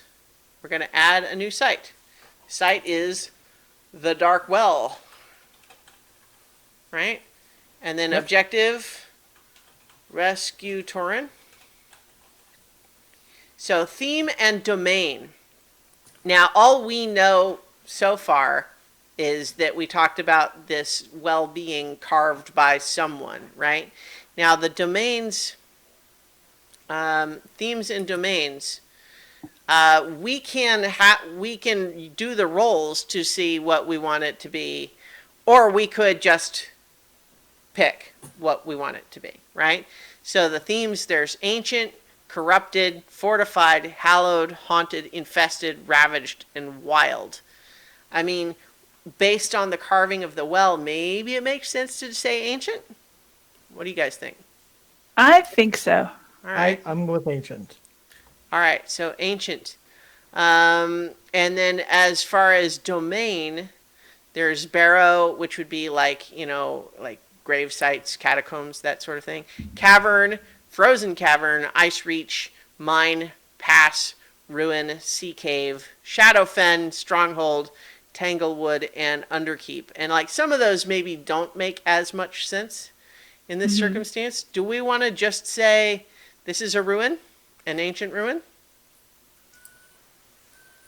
Yeah. Yeah, All let's right. lean into that. Yeah. Ancient ruin. Just to avoid being overly lengthy about all of that. Okay, so I've got too many PDFs open. Let's see, which of these do I not actually need? There we go. Close those. Close that. There we go. So when we're imagining the site, here's the some of the things that I'm going to suggest is just as far as how we're going to do this. So we discover the site. We're giving the site a rank. I think we're going to give it a so wait, no. We set. Okay. Here's what I suggest as far as the rankings. What they say is if you have a quest that sends you into a place, it should be one rank less than what the site is. So I suggest we make the Dark Well a dangerous site, but then change our bond quest to rescue Torin to troublesome. Does that make sense? Okay. Yeah. And so when we're making progress through the site versus on the quest, the way it suggests we do that is we make progress in the site by literally moving forward through it, but we make progress on the quest when there is narrative justification for it, right? So, for example, moving through 3 rooms of the ruin without any new clues for Torin is not progress on the We Will Rescue Torin quest, but it is progress in the exploring the site delve, right? So that's the distinction between the two because we have different progress trackers for each. All right, so the site will be dangerous, and then we choose denizens, and this is basically just like the sorts of things that might be there, and then when we roll for like encounters, we'll we kind of do that. But they have some example sites that have all of that stuff like picked out already. So I bet you one of those is an ancient ruin. So maybe let's just go with whatever they have in there. Does that sound okay to you guys? Okay. Yeah, I'll streamline things. Yeah. Yeah. Let's see. Okay. One shot delves. Like, see, there we go. Okay. So sorry, I know. There we go. Let's see. There's an ancient underkeep and a ravaged ruin. And an ancient pass. Yeah. Let's see. Ancient underkeep. Let's just maybe go with whatever's in that one. That one's 11. Okay. So that has raiders, bone walkers, trogs, haunts, Caillou the Bold, some unusual spot, and then like a night spawn is an unforeseen. Unforeseen would be very rare. Like we would not expect to encounter that, but I don't know. So like, well, here's a question, just as a general sense, like what sort of things do we feel like we would want to see down in an ancient ruin? Well, I feel like less like people and So more. maybe we veto raiders, Yeah, and have that be something else, like maybe some sort of an animal, maybe. yeah.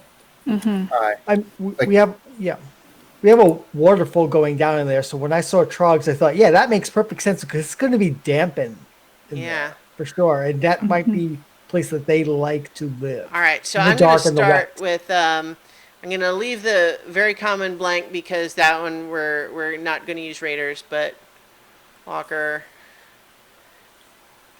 Trog, wait. So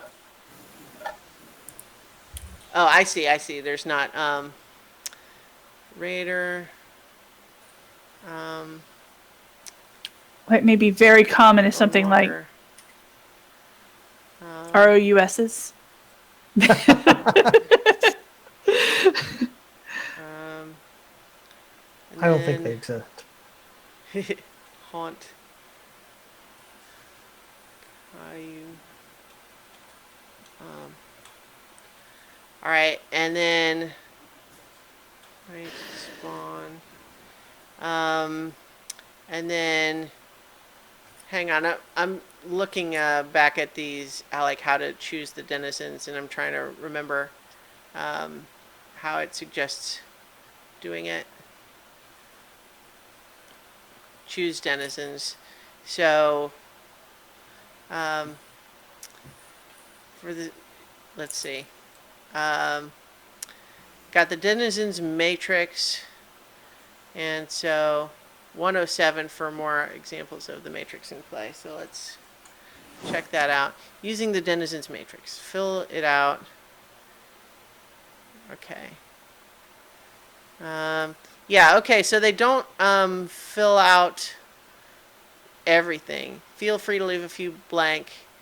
In fact, you can have it be leaving them all, and then you just have it. So yeah, how about that? Let's make some kind of an animal be that very common one. Let's see. Let's have, how about deep rats? Yes. There's your that RUSs. sounds good. Yay. Deep rats. Yeah, you got it. Okay, so we got deep rat as very common. Then we've got bone walkers, trogs, haunts, Caillou the Bold, night spawn. These are all in various spots on the matrix here. And then we have some that are blank. And if we do a roll that comes up with one of those blank spots, then we would do the oracles to help us decide what it ought to be. All right, and so I think that our next so the flow of play here is we're going to do discover the site, which there's the delve moves. Discover the site. So when we resolve to enter a perilous site in pursuit of an objective, we choose the theme and domain which best represent its nature. We did that. Give it a rank. And if you're returning to a previously explored site, which is moot. But then we delve the depths to explore the place. And so this is going to be, we've already kind of described the opening area of here, of this whole thing, which is this carved thing that the river is just pouring right into, creating sort of a waterfall into the underground darkness, right? How do we go? How are we planning to go down there, and do that thing? Well, I think ropes and pittance. Okay. Yeah, physically climb down till we find places where we actually Right. can start walking. Because I don't envision a path going into it. Right. So that sounds like what we would be doing is doing that with observation, intuition, or expertise, right? To study the area, use tools for all of that, right? That makes sense to me. And so in that context, kind of like we did with the vow, we could all say, certainly because we have time, it makes sense that we would all try to aid this, right? So maybe my character will attempt to aid this whole effort by telling everybody, clearly we are favored in this vow. Our mission is clear. Our bravery is full. We are in this together, and we are the right people for this job. We're going to do this. And so I'm essentially making just trying to pep talk everybody. So I'm going to do secure an advantage with heart, which is attempting to aid. Who do we have who's going to we want to have make this delve the depths roll with wits? Is that Lee's character, Kat? I don't think we have anybody who has higher than 2 in wits. Well, so who's doing it then? Lee kind of suggested it. Yeah, Or, I think you're the one. Okay. All right, so I got a miss, but I have momentum, and so I could burn the momentum to make it a weak hit instead. In this context, I would have to pay the price otherwise, and so I think I will actually burn the momentum. Okay. Because I don't know. Gosh. Yeah, I feel like I'll burn I the just momentum. remember the last game we played and we just Yeah. got behind the 8 ball. Yeah. So I've made it a weak hit instead of that. So basically, you take +1 momentum. Okay. Cat. Yeah. Is anyone else going to offer some aid or anything like that? Or we could just go ahead and move forward, because obviously that first one kind of... I don't have anything that really helps. I think Helps Cat here. Meyer would,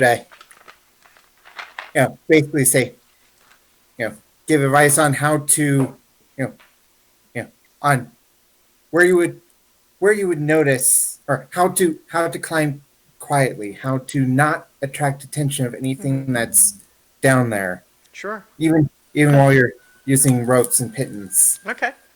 Yeah. So, So that's securing advantage with wits. stealth. Oh, Well, that's- shadow. shadow. Yeah, No, shadow. shadow even better. Yeah. Mm-hmm. That is your strength. Yeah. All right. Ooh. Nice. A strong hit. Dang. Yeah. Okay. So Good job. what that means is that, Kat, you can either take +2 momentum, or if you want, we can say, do the roll now and you get a +1 modifier to it.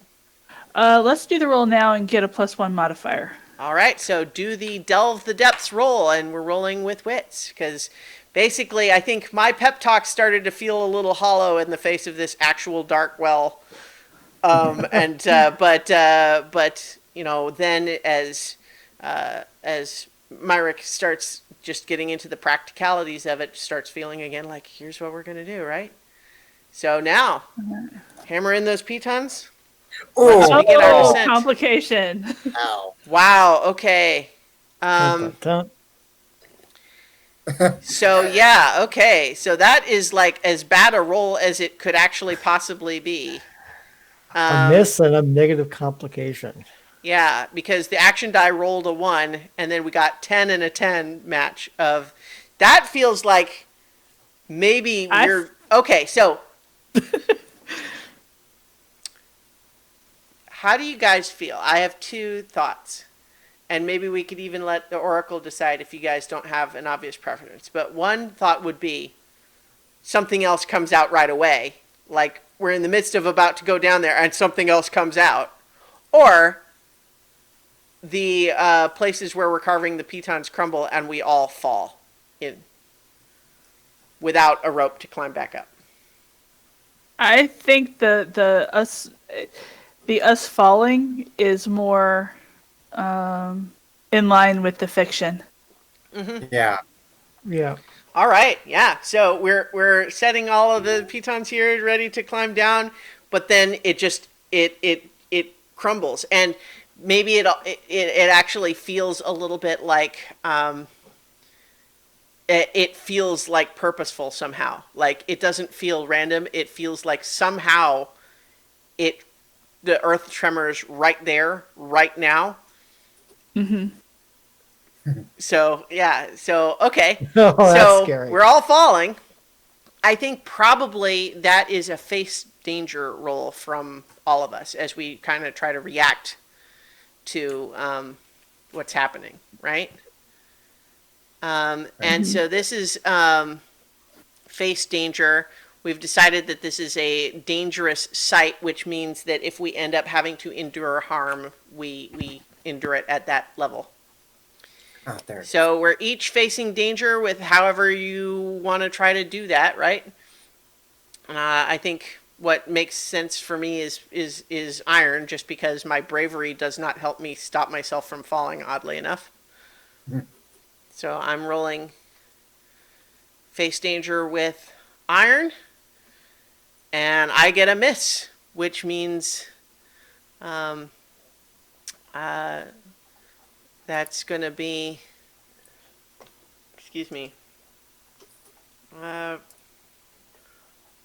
face danger. So on a miss, you fail, progress or your progress is undermined. So pay the price. And so basically, I'm gonna pay the price here. But you guys are. Do you want? So what do you? How do you guys feel about this? Like in this game, there's no like turn sequence.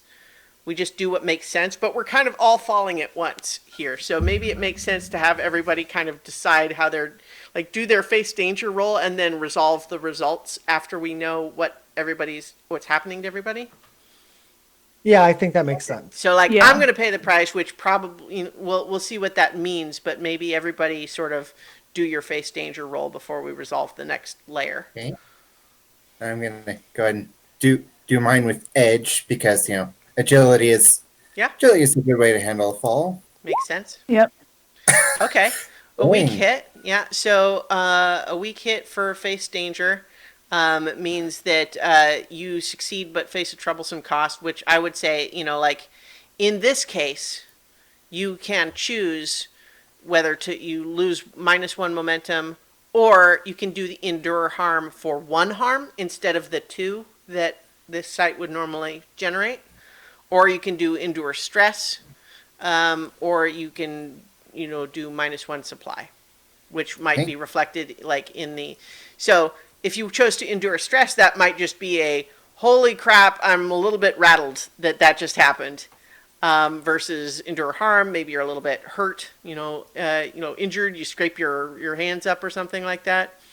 Or endure for sacrificed resources might be like if some piece of gear gets damaged, right? Yep. So I think that in this case, we know that you have succeeded in just stopping yourself in some way, but how does it play out? Like, Should I go ahead and talk Yeah. about that now? yeah, or- because mine is I'm falling. You stopped yourself from falling, but what?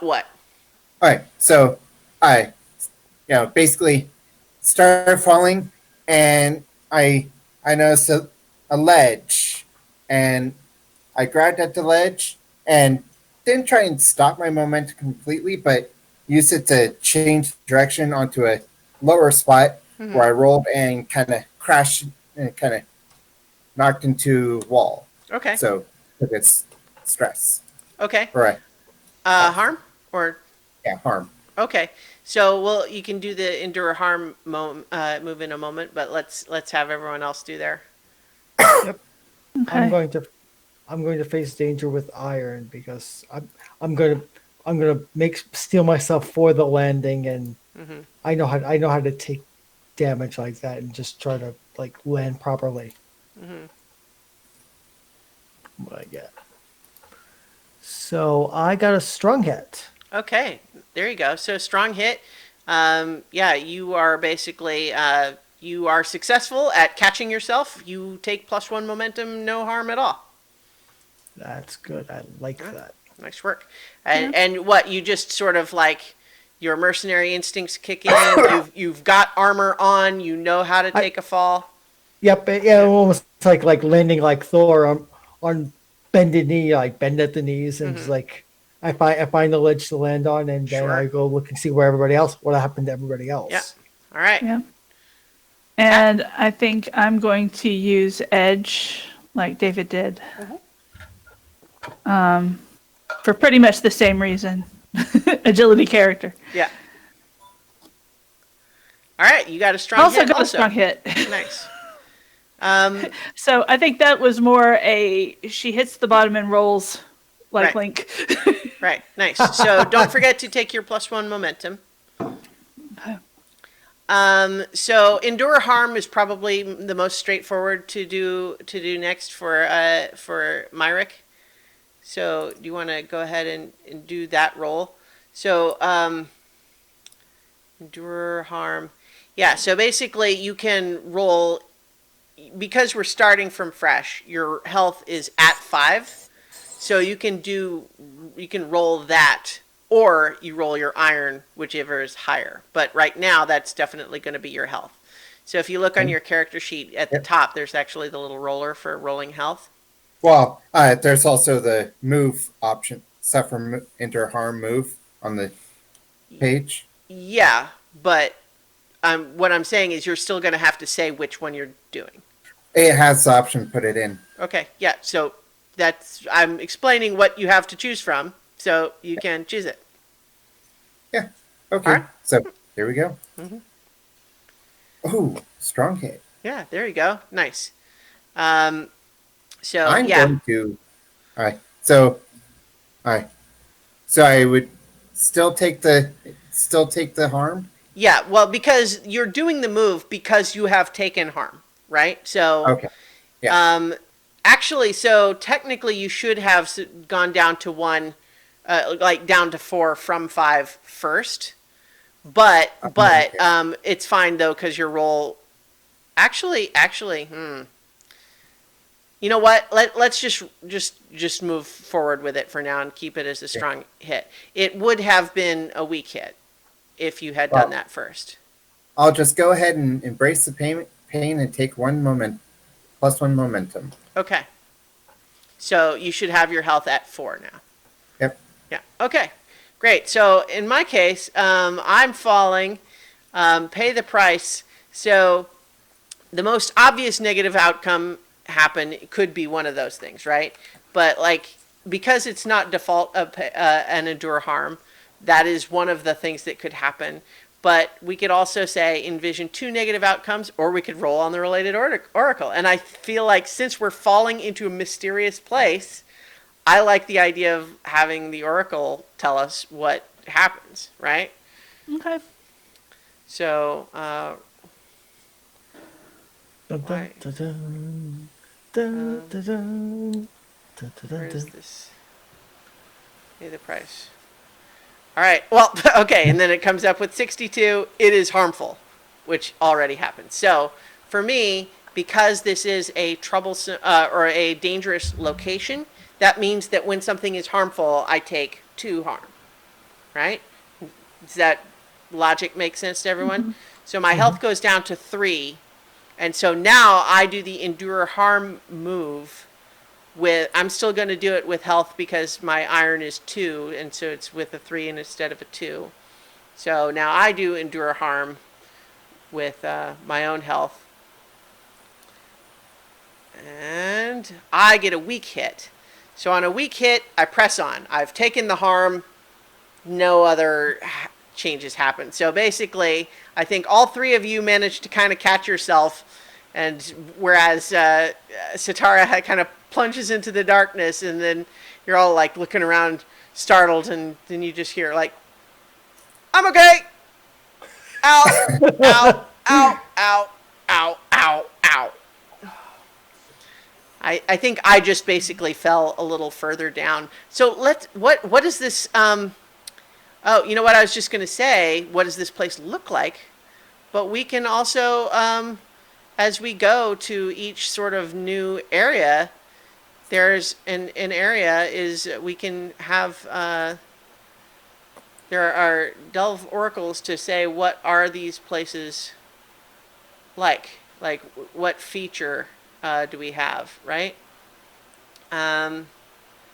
So we have feature and focus. And so let's say as what area have we just fallen into? So we want to each roll an aspect and a focus, or Yeah. here I'm going to roll aspect because I fell into it first. Sacred, and someone else roll focus. I think, Got it. yep. A sacred, Sacred lair. That immediately raises the question of whose lair is it, right? But so I think we have delved into this area, right? Hang on. Where's that flowchart? Hang on. I need to have the bookmarks open on this. This one doesn't have them. Okay. The game flow, the flow of play, right? So we delved the depths. We each had our sort of results from that move, right? I think. Oh, so and it was a miss, right?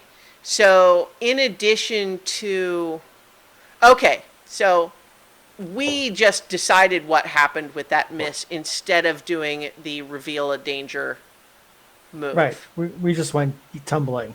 Yeah, we decided we knew what it was. We did so we kind of already chose what that was. We could have instead done the oracle for reveal a danger.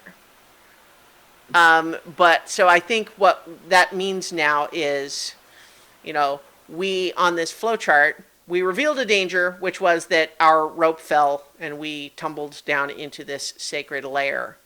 Is our objective at hand? Well, probably not yet, right? I mean, Yeah.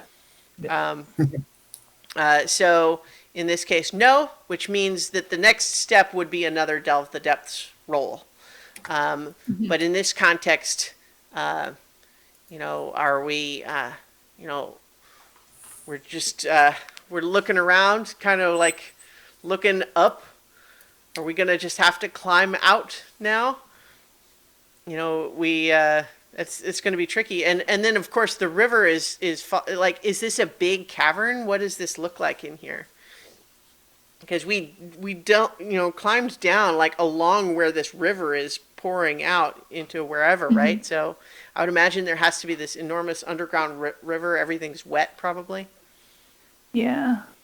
Like galleries along the circumference. We're in one of those gallery. We're in a Yeah. gallery. Yeah. Well, Right. when we first decided this area, the river wasn't always going through this area. It was like something happened to change the path of the river into it. So, maybe this was a temple area, Well, but because it was carved deliberately, that makes me think that whatever is here is where they wanted that river to be. It wouldn't be something that now has a river over it because they carved the opening to make the river come this way, right? Okay. Yeah. I mean, or it doesn't have to be like that. That was my assumption. Because theoretically it could be someone else's tunnel, but then that would raise the question of but then who were the other people that carved it so that the river would go down on top of the temple? I mean, that we could decide that's what it is. I mean, so how about this? We could ask the oracle to say, does this look like a temple that was built to have the river run down onto it and through it, or does it look like the river came later? Basically, it's a temple to a god of water, a god of a river. Okay, but so that would be it. It looks like it's intentional. This temple was always it was intended to have the river come down on it. So maybe when the river comes down, it goes down into like a spiral bed that just kind of goes down. Nice. Yeah. Okay, great. So, but here we are down here now. We made it, but we're not. This isn't how we really wanted it to be. This is tricky. We have no clues yet, so the next step would be another delve the depths roll. But also, I took a hit here, so I would wonder if someone have some band-aids for where I'm all scraped up, because we have the heal roll, which can be done with wits. Okay. I'll go ahead and play healer and patch you up. Okay. All right. So that's just a straight wits roll? Yeah. Or should that be like a heal move? There is a heal move. It's done with wits. Okay. Yeah. So you can roll it from the heal move. Yeah. Okay. It's a weak hit, which means that so on a strong hit, care would be helpful. If you or the ally under your care have the wounded condition, you can clear it, then take or give up to +2 health. But then weak hit as above, but you must suffer -1 supply or -1 momentum. So I get my 2 health back, bringing me back up to 5, which is great. But we have to either maybe it makes the most sense because you talked about bringing medicines, so maybe you had to use some, and now we have a 4 supply instead of 5. Or we could just lose a bit of momentum because we have to take the time to do this. Yeah, I think I'm going to lose the momentum. Okay. For the moment. All right. Okay. So we just, as we're taking time to do this, it just again it feels a little bit like this is not why we're here. We're already on our back foot, so to speak, on this mission. Yeah. Not going great. But I'm going to propose though that despite some mishaps in our beginning, I'm going to try again to say, it would appear that something is resisting us, but nonetheless, we are still the right people for this job. We are going to do what needs to be done. I propose we soldier on with bravery and courage in our hearts. Yay! So I'm gonna do lead on, delving the depths with heart. Oh, heart is not one of the available options. Never mind. That will be another attempt to aid an ally by by speaking with bravery. Forthrightness. Yeah. Yeah. So that's a weak hit, which means whoever wants to do shadow, wits, or edge can. Hey, maybe it makes sense that let's we were not quiet coming in. Maybe we should be quiet moving forward. Yeah, that's my thought. Yeah. Yep. So Myrick, we should have the shadow expert lead next. Yeah. So Myrick, add +1 momentum, and then you can do your delve. You do delve the depths with shadow. Yep.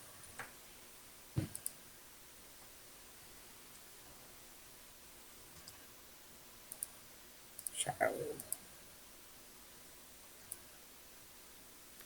Okay. Opportunity. Ooh. So that's not only a strong hit, but also an opportunity. So delving the depths, on a strong hit, we delve deeper. So we mark progress on our delve. So with the sight, for sight progress, because it's dangerous, that means we fill 2 boxes when we mark progress. So and we fill it with which symbol? The little pound sign, because it's okay. So that's just a full box.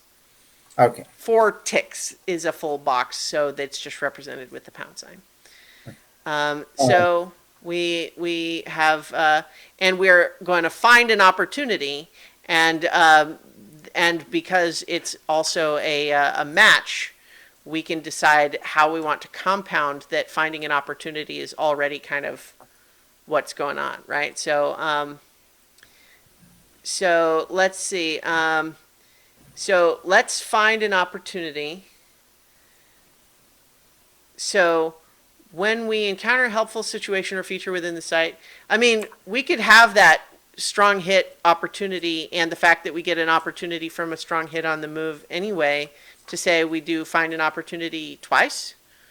Or maybe we just play out what it is and decide what makes the most sense, right? Or how about this? Let's just do the find an opportunity move first and then decide if we need to add on to it. Yeah. Oh, Okay, so when you encounter a helpful situation or feature within a site, roll on the following table. If you're making this move as a result of a strong hit on Delve the Depths, you may pick or envision an opportunity instead of rolling. So what if you can either roll on the oracle that they've got here, or we can or you can just pick one, and possibly what you could pick is a clue in the direction of finding Torin. yeah, I like that. A clue offers insight or direction. Okay, yeah. Right. Okay, and then you also can choose to either take +1 momentum, or if there was some other move that we wanted to make right away, you could do that with a +1, which I don't know if, like, the next would be if we wanted to just delve the depths again, the same way, and add a +1, could do that. But before we do that, let's say, what's the clue? We find a piece of shirt like Torin would always wear these, a shirt of some odd color, and we find a piece of fabric from Torin's sleeve of that color. Nice. All right, I think that probably also counts as making progress on our vow, right? So Yeah. we can go up to our vows on the front page and fill up 3 boxes, because it's a troublesome. We do 3 boxes per making progress. Dang. That's Well, almost Well, it's 3/10 of the way there. It is only a troublesome bow, so it Yeah. is supposed to be relatively. Well, we're also straightforward hoping get to try to kind of do this sort of maybe as a one shot. We'll see. yeah. there. Yeah, too. Yeah. All right. So, did you want to take the momentum, or do you want to just move right ahead and we'll just, let's say we found a clue. It's this way. Let's keep moving. Let's keep moving. All right.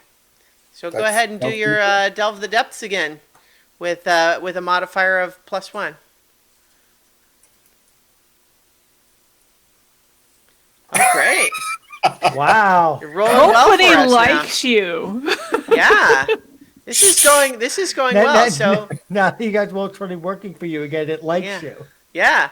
So that's another strong hit. So we make progress again on our site. So that's another 2 full boxes. So that's at 4 now, and then we do another find an opportunity. So do you want to roll for find an opportunity, Yeah. or do you have? I mean, or you can just pick I want one. to roll this time. Okay. Locate a secure area. Okay. So let's talk about what does that mean in this context. Oh, well, maybe we need to do another another aspect and focus to determine what's the feature of this area, right? So secure area. But how about who didn't roll for the last one? I You rolled and for the Paul. last one. We did secure layer, sacred layer. So I think it was me and Paul. I'll Okay. roll aspect. all right. Destroyed.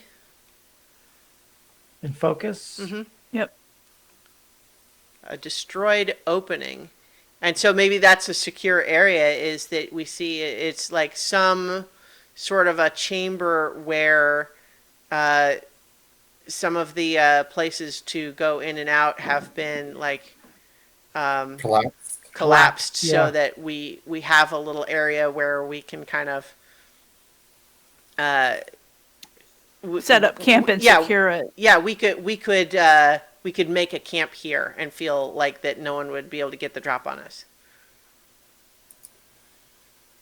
That's useful. Nice. But I don't know that we're ready to try to set up camp right here, right now. But we can just remember Yep. that this place is here. Right, and retreat to it if necessary. Yeah, yeah. Okay. So, and now, yeah, I mean, so just like the last time, you can also now either take +1 momentum or just kind of keep pushing it and say, okay, let's keep on moving. Don't forget to take your +1 momentum for getting the hit this most recent time. Yeah, because when you take action now, you know, you add +1 and take +1 momentum on a hit. So because you got a hit for your next roll, you should take +1 momentum, but now choose for find an opportunity. Huh? Oh, wait. Okay. Oh, Okay. I roll find an opportunity again. Okay. No. Okay. Or First, because last time you chose to take action now and do another move with a +1, you're supposed to also take +1 momentum for that. Okay. That was the Yeah. last time, right? Okay. That was the previous find an opportunity. Now, the new find an opportunity where we located this secure area, now you choose again to either take another momentum or we do the same thing again, move forward, make another move with a +1. Right. And I actually on that move I didn't put +1. Remember that for your next move. I didn't Yeah. think about that. Yeah. Yeah. But That's, anyway. So yeah, when you do the roll and it comes up with a modifier, make sure you add that. Yeah. All right. So I go ahead and do the. Yeah. Yep. I mean, I feel like Keep going. we're kind of on a roll. Yeah. Let's proceed on through Yeah, if we can. snowball. Let's Yeah. snowball in our favor. +1. All right, great. That's another Wow. strong hit. This Yeah. is going well. Okay, so what that means is that, you know, we're going to mark progress on our site, which takes us to 6 boxes. And so what we could potentially do right now is we could try to, where's the move? So locate your objective. And we could do a progress roll to say, we have made progress, we're at 6 of 10, so we could try doing the roll, which is a progress roll, which means that we roll where our action score will be a 6 against whatever the challenge dice are. And if we get it with a hit, here's Torin, we can get him. But if we miss, we failed. Well, Or no, whatever the not complication. necessarily, because locate your objective. On a strong hit, you locate your objective and the situation favors you. It doesn't mean we win. But on a weak hit, you locate your objective but face an unforeseen hazard or complication. On a miss, your objective falls out of reach. You've been misled about the nature of your objective, or you discover that the site holds unexpected depths. But what that means is that we would have to make our we would have to make the site the next rank up, and so that would be bad. So we maybe don't want to risk it yet, but we could. Yep. Is the point. But instead, if we're not going to do that yet, we got still another strong hit. Make sure you take the additional momentum. Yep. Taken. Great. And now we can find another opportunity. Find an opportunity. An interesting or helpful object. Oh, okay. That's there's let's see, I was going to say there's objects of power in this book. I don't see them in the Delve Oracles, but the book has them. And then there's also rarities, which can just be like little trinkets that could be cool or valuable, or I don't know. What do you guys think? We could just roll an oracle to try to you know uh, see what we think it ought to be. Now let's roll an oracle. Yeah. Okay. Let's hang on. Where's oracles? Okay, so there's not a specific oracle for that, for like the object. But how about we just do an action and a theme from the regular set? Like I'll do action, threaten. I'll do theme. Okay. Threaten debt. Like, what does that makes? Like, what if that's like, I don't know.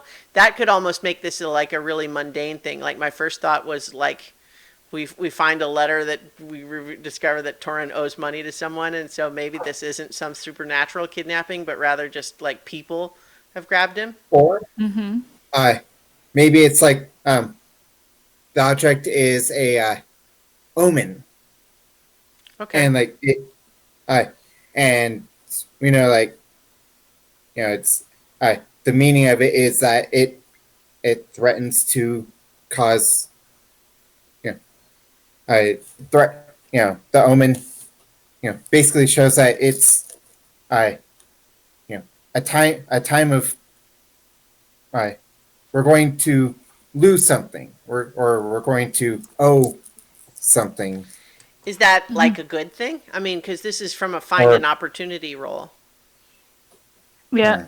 Or maybe it's a debt that, because we have the Ironlands have their own gods. Maybe Torin made a deal with one of the Ironland gods. He fell through on it, and now this god has come to collect on his debt. So the opportunity is the reason he was taken, rather than.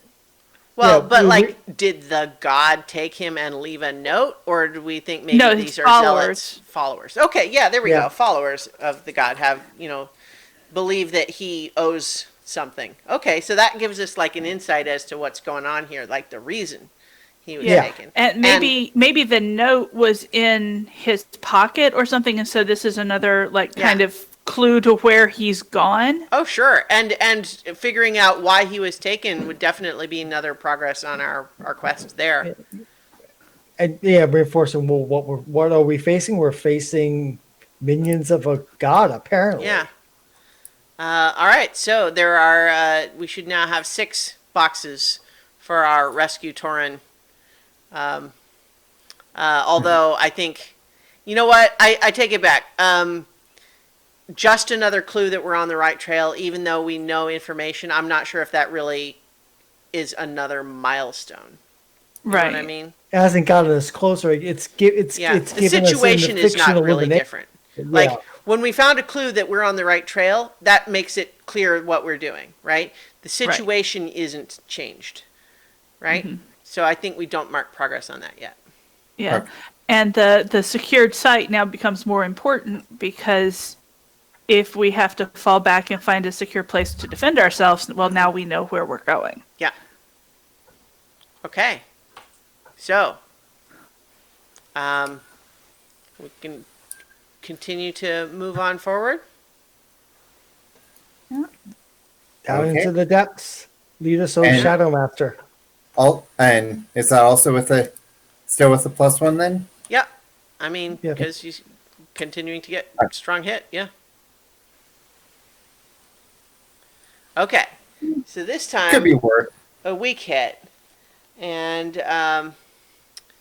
so with a weak hit, we're going to roll on the following table according to your stat. And we're doing shadows. So basically, you need to roll percentile dice for the little shadow column to see what happens.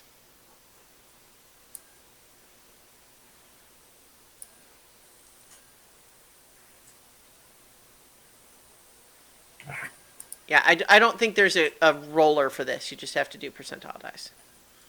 Yeah. Sorry, my. You know what?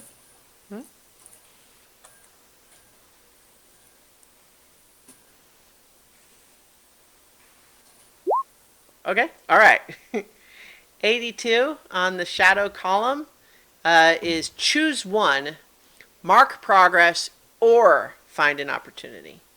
So we would either mark another 2 boxes on our site progress track, or you do the mark an opportunity roll, but not both. Maybe find another opportunity. I mean, If we take 2 in the site, then we'd have 8 and could roll to see if we could find Torn. yeah, it would True. be locate our objective would be the role that we could say we have found within this place what's going on, and then we would still have to just decide what what we might have to do to get him out, but we would have located him. Yeah. Okay. Let's do progress. Okay. All right. So that makes us go up to 8 on the progress track. And so now, do we want to try to do the locate our objective roll? Or do we want to keep moving forward and try to get it to 10?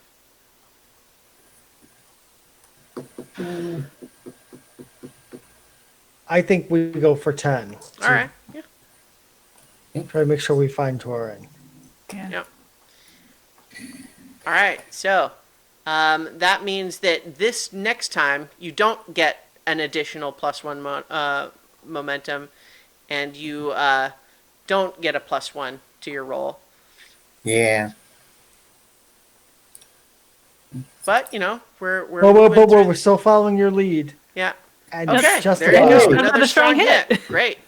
Yeah. So now we filled the progress bar on our site, and let's do it. Let's find another feature, aspect, and focus for this location, where this new area we found. So. Yeah. I roll aspect. Will you roll focus? Okay. An unusual darkness. Ooh. Oh, Yeah. So maybe it's an area of, or we come to a room that has a basically unnatural darkness. Yeah, our naturally torches that we've been using don't illuminate penetrate in there? that darkness. To go in there, we And, would have to be blind. Yeah, and I could say my thought maybe we hear Torrent's voice from it. From Well, inside, okay, we can't do that. or We would have to possibly. locate our objective. We'd have to do that roll first. And theoretically, with a 10, we're probably not going to get a miss, but we do have to do the move. And so, so I think you've been leading us, Myrek, so it makes sense for you to do it. So on the site's page, there's a little roller by the progress track. And I also take my momentum because it's find it.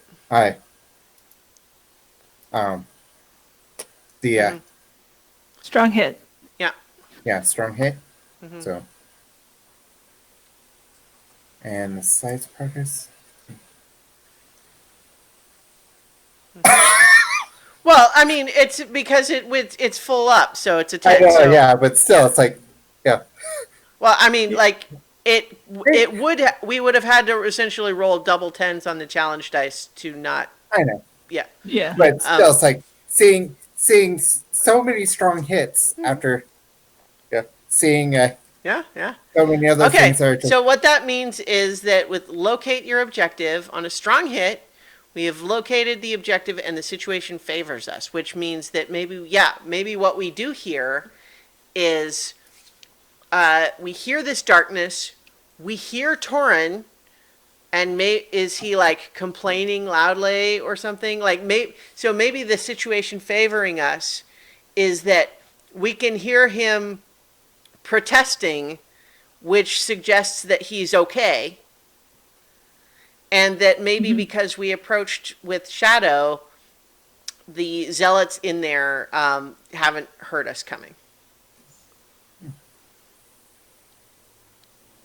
I'll go What do with you guys that. think? Yeah. Yeah? Yeah. We snuck our way in. Yeah. So make another move now. Not would you could add a +1, or you could take a +1 momentum while we kind of sit and decide how we want to approach this. Because right now, I think the way we described it, we would be like charging into, as far as we know, total darkness throughout. Right? We don't know. Yeah, I think I'll just take the momentum Okay. because that. And then we can all like take a moment to sort of like prepare ourselves before we, maybe enter the fray. Right? Mm-hmm. Enter the fray would be as if we assume we're going to try to go in swinging. Because we don't necessarily need to do that, right? We could, we could, I also just realized that when I was trying to aid ally before, I could have been using my loyalist move. Yeah. Oops. Anyway, that's all right. So just have to try to remember those things. But okay, so here's the question. I think, maybe we have a moment, we back off a little bit, and here we're talking. It's like, so what's the plan? It seems like he was taken by some followers of some Ironlander god for some perceived debt. Now, I can't, we can't let them just keep him, but what is our plan here?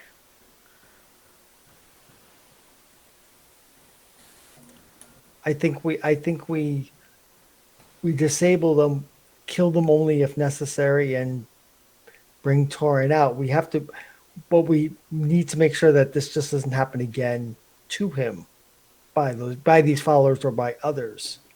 Mm-hmm. We need to cure the problem as well as the symptom. Him being taken by these followers of the god is the symptom. We also need to help him solve his problem. Otherwise, we'll be doing this again. We can't leave them here still angry and still in this. We need to change the situation beyond just pulling him out of it. And I am not necessarily in favor of automatically killing them. But if we cannot talk them into not trying this again, I don't think we can just leave them here. I agree with you. Thoughts? I look at Kat and Myron. I think we need more information.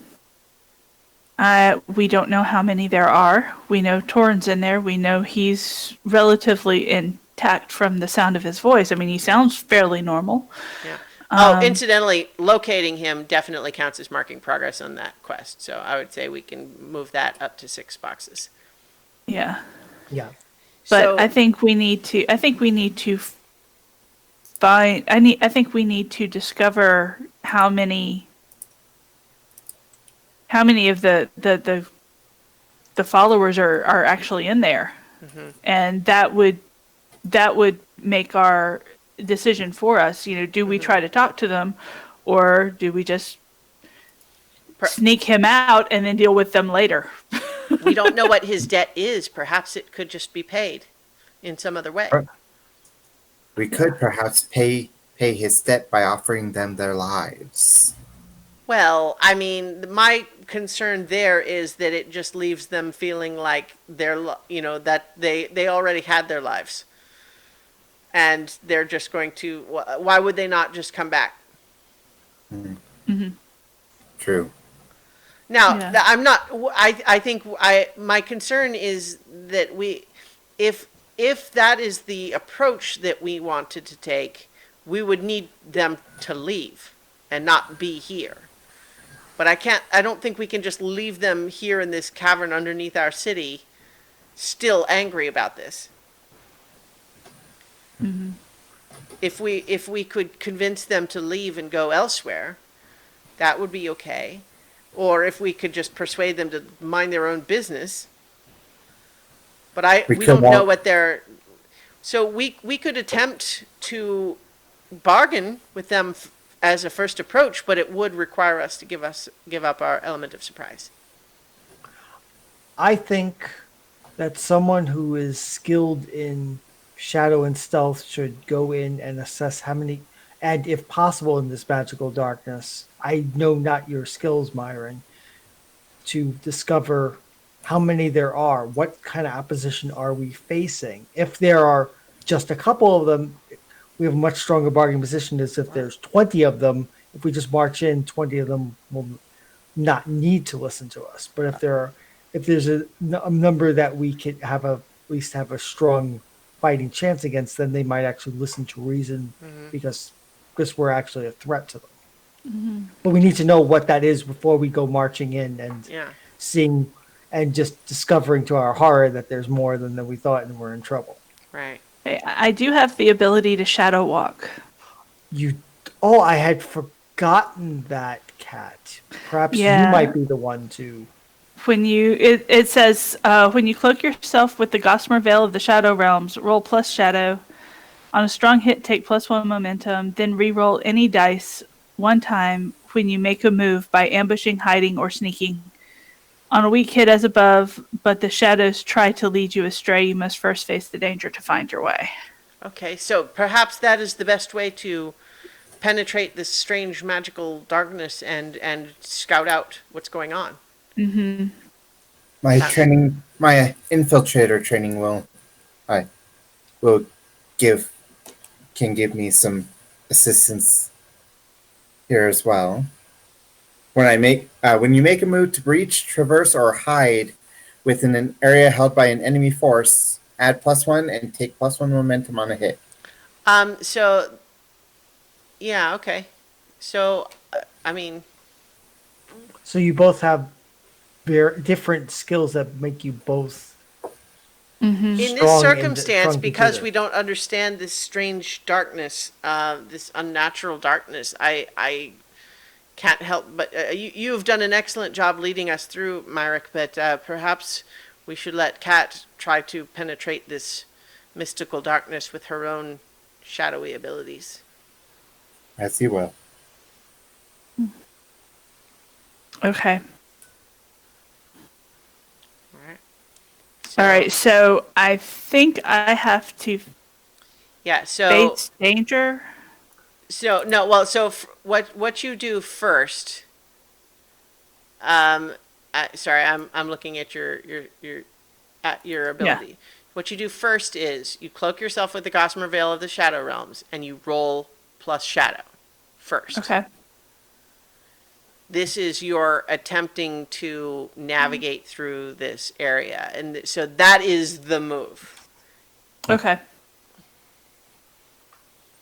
Okay, so let me roll shadow.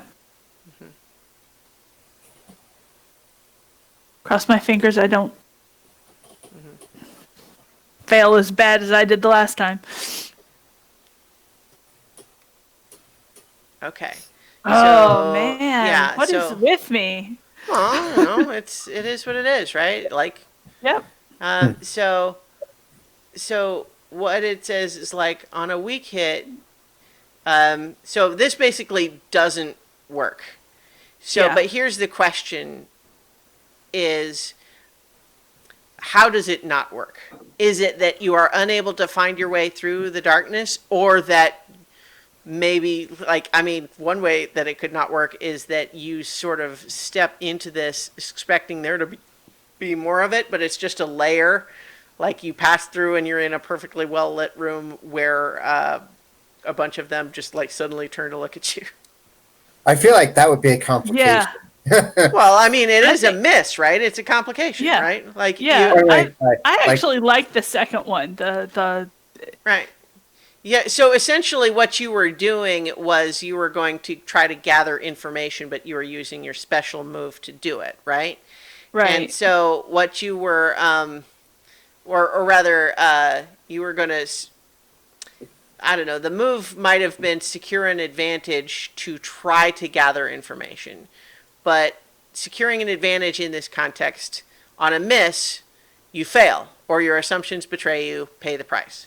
And that sounds to me like our assumptions was that this was some larger area of magical darkness that you would have had to like step through to be all stealthy, but then it turns out it's maybe just sort of a doorway threshold thing, and you have just stepped into a well-lit room where they all immediately turn to look at you. Yep. I like that. And so what that means, though, is that the pay the price, we could do the move, but we kind of also just decided that, like, they all see you. That seems like paying the price to me. Yeah. Like, And that that, you they know, know we we're lose the advantage of Yeah. surprise. So let's talk about what you actually see in there. Like, how many of them are there? Are they armed? What's their deal? What's going on? So we could do some, like some oracles for that.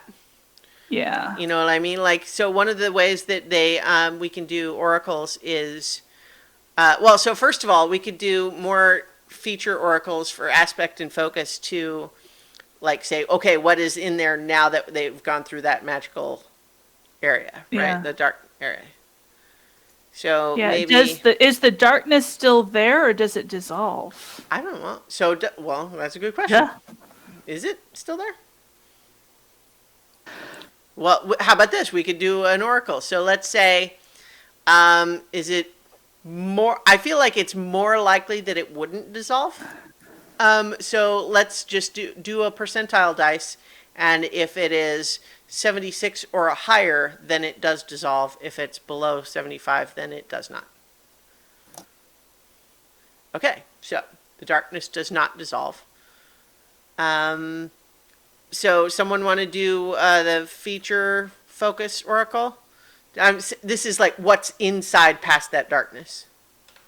Yeah, I'll do it. Okay. So an ensnaring opening.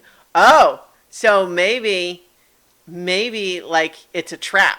Like you, not only they see you, but their attention is drawn because you have just stepped into something that has ensnared you.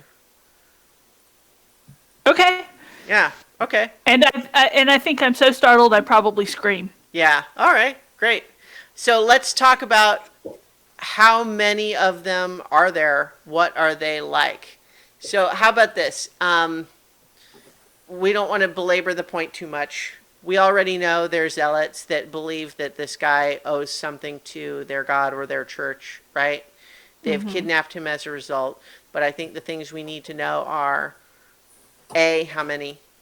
B, are they already violent? Right? Could they be talked to reasonably or no? Right? So how about this? Let's say we do an oracle for, is there more than 5 of them? And I would say, I'm going to vote for the likely option, being that there's not. And then if the, and then a second oracle for, are they already violent or reasonable? And I would say likely is that they're not, because they already kidnapped him in the middle of the night. Okay. Okay, does that work for everybody? Okay, so let's get a first D100 about how many there are.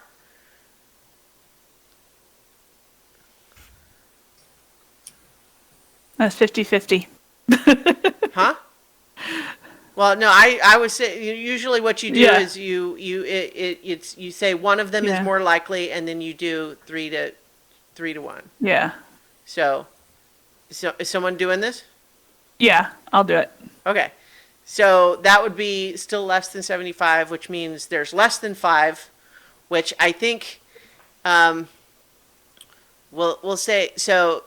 The way we can do this is zealot. I think is one of the. Let's see.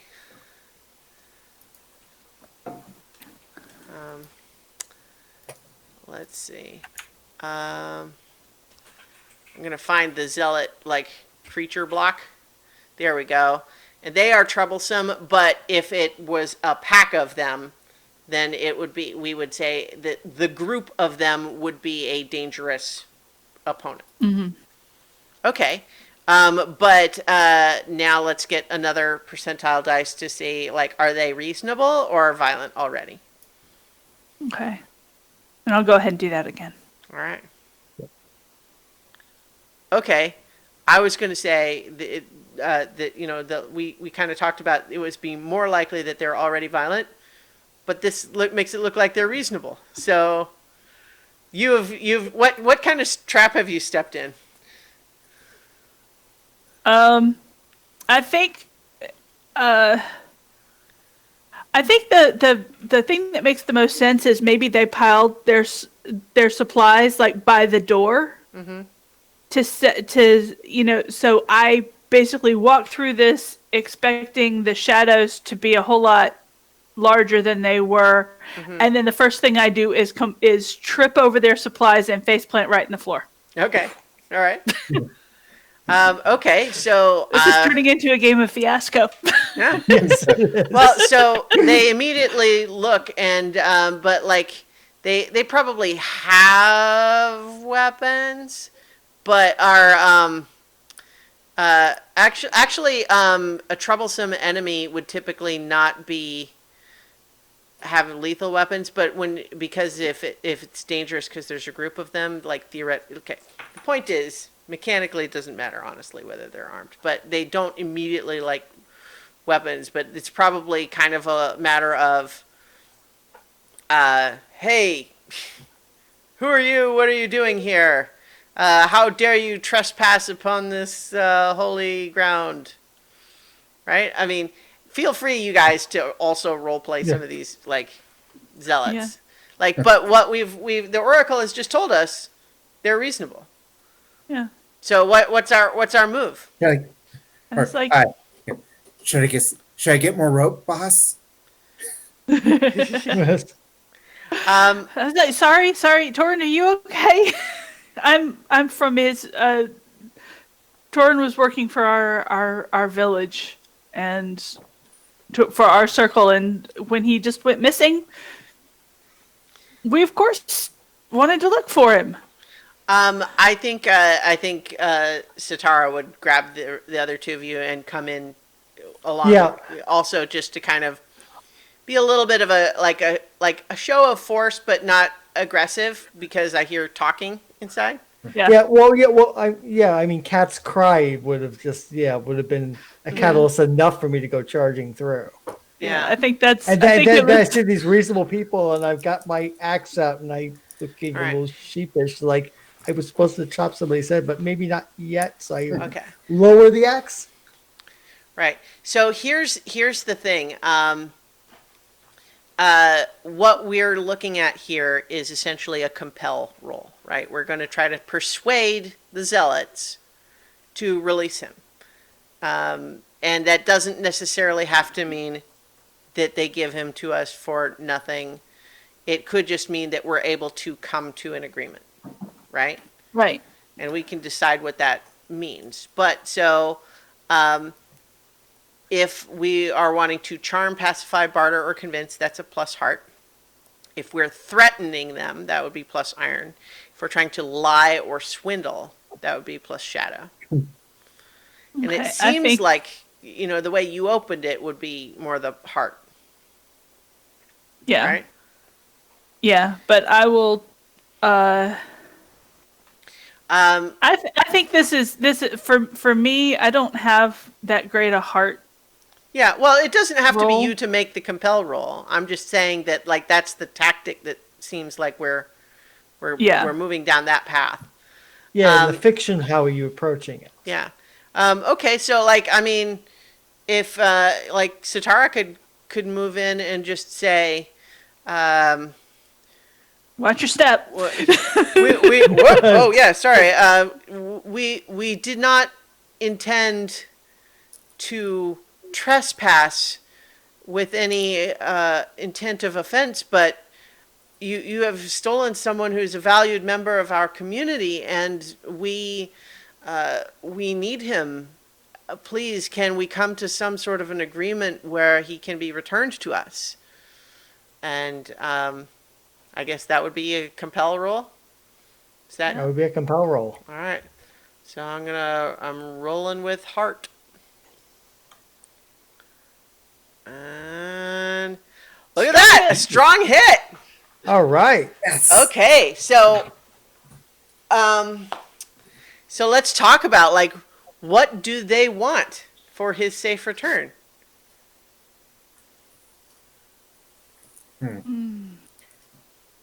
I. Like, so first of all, like what did he owe them? And what would satisfy them? Because they kidnapped him, right? Like, They Right. kidnapped him. yeah. Maybe he promised to give an offering to the god. Or to And- build something for the god, like you know, Right. like a plinth or an obelisk, or maybe not a full temple, but at least like some sort of memorial to the god. And he instead took our job and was building our mill instead of fulfilling his Oh, promise. yeah. Okay. Yeah. Okay. So maybe once they kind of explain that, we kind of talk with Torin and just sort of say like perhaps there can be another. I mean, we got the strong hit, right? So on a strong Yep. hit, Yeah. they'll do what you want or share what they know. Take +1 momentum. Yeah, so I'll go ahead and do that. And then at this point, I think that how about this? What we get them to agree to is that he will split his time Between the mill and between the and mill memorial. and their altar until they have until their thing is done. That sounds good. An Yeah. equitable That solution. sounds reasonable. Yeah. All right. So I think that certainly would count as marking progress on our rescue Torin thing. So we're now at 9 for that. So do we want to try to fulfill the vow? I think that makes sense, right? Yeah, Yeah. I think so. All right. So let's do it. We're going to do our whole thing and not have a single like real combat where we didn't fight anything because we just basically snuck through past any other dangers and then talked our way through these zealots. That's great, actually. Hey.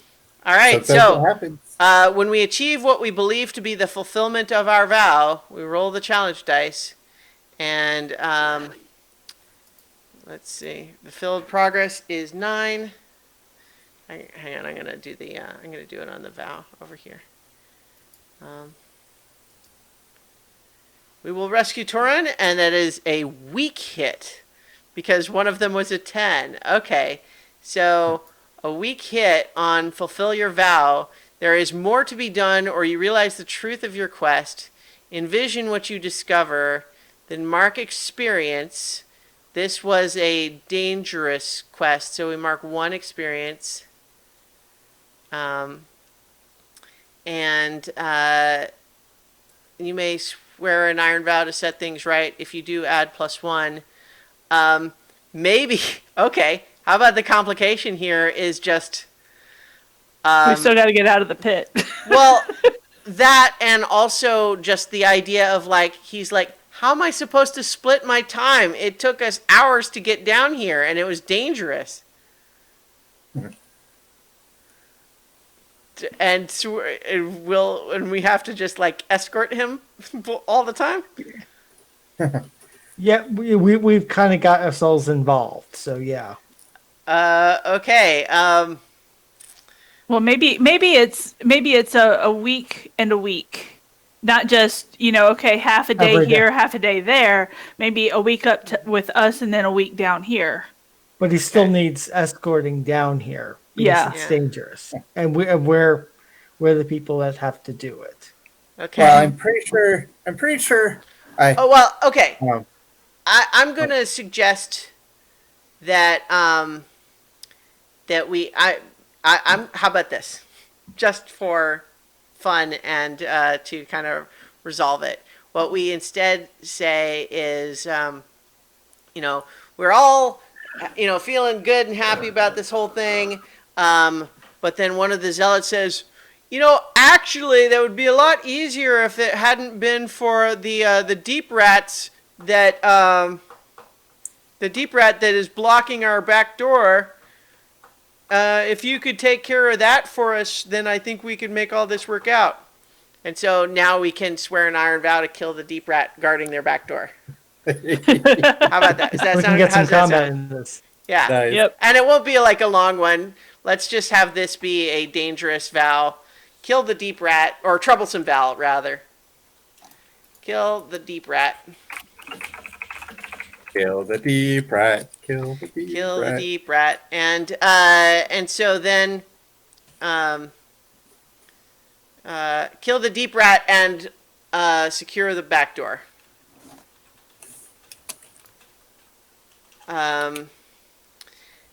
All right, and then so we have to swear a new vow, but we get a +1. So I'll go ahead and do the vow again. Assuming that's okay with everybody. Yep. Yeah. Where is that vow? Gosh, I can never find anything on these tables. It's underneath the suffer table. Oh. Quest moves. Oh, there we go. Okay. And So rolling with heart with a +1. A weak hit. Okay, so when swearing a vow on a weak hit, you are determined but begin your quest with more questions than the answers. Take +1 momentum and envision what you have to do to find a path forward. Okay, how about this? The deep rat is not always in the same place. It's not. It's sometimes at the door, making it sometimes dangerous, but it's not always there. So we have to find it. okay. Yeah. All Search right. for the deep rat. Yeah. Yeah. Okay. So so what I would say, let's have it be like a delve the depths move to try to find it. Okay. Say something back on the. Well, I mean, like, I think it Okay, makes sense Nathan? to do it stealthily because we're trying to hunt down this deep rat, right? Okay. Yeah. And, I'm wondering if I can use my wild blood path to secure an advantage. I mean, I'm failing at rolls anyway, but it won't hurt. Well, I mean, tell me. It says, when you face a danger, secure an advantage or gather information using your knowledge of tracking woodcraft or woodland creatures, add +1. Okay, yeah. So hang on. Let's see what move that would make. Because, okay, I'm trying to look at your sheet, but you keep clicking away from stuff. Okay. I can't read what your thing is when Okay. you don't have it on. Okay. Okay. So when you face danger, which is a move, secure an advantage or gather information. So basically, what that would mean is, I would say, you are going to help secure an advantage to aid the delving the depths, right? Mm-hmm. So, but you're doing it with that tracking, so you get a +1 to your secure an advantage move to aid the ally. Does that make sense? Yes. Okay, so yeah, let's do that. So go ahead and roll that roll. Okay. Would I be doing that with wits for Well- tracking? I would think so, yeah. Yeah. Mm-hmm.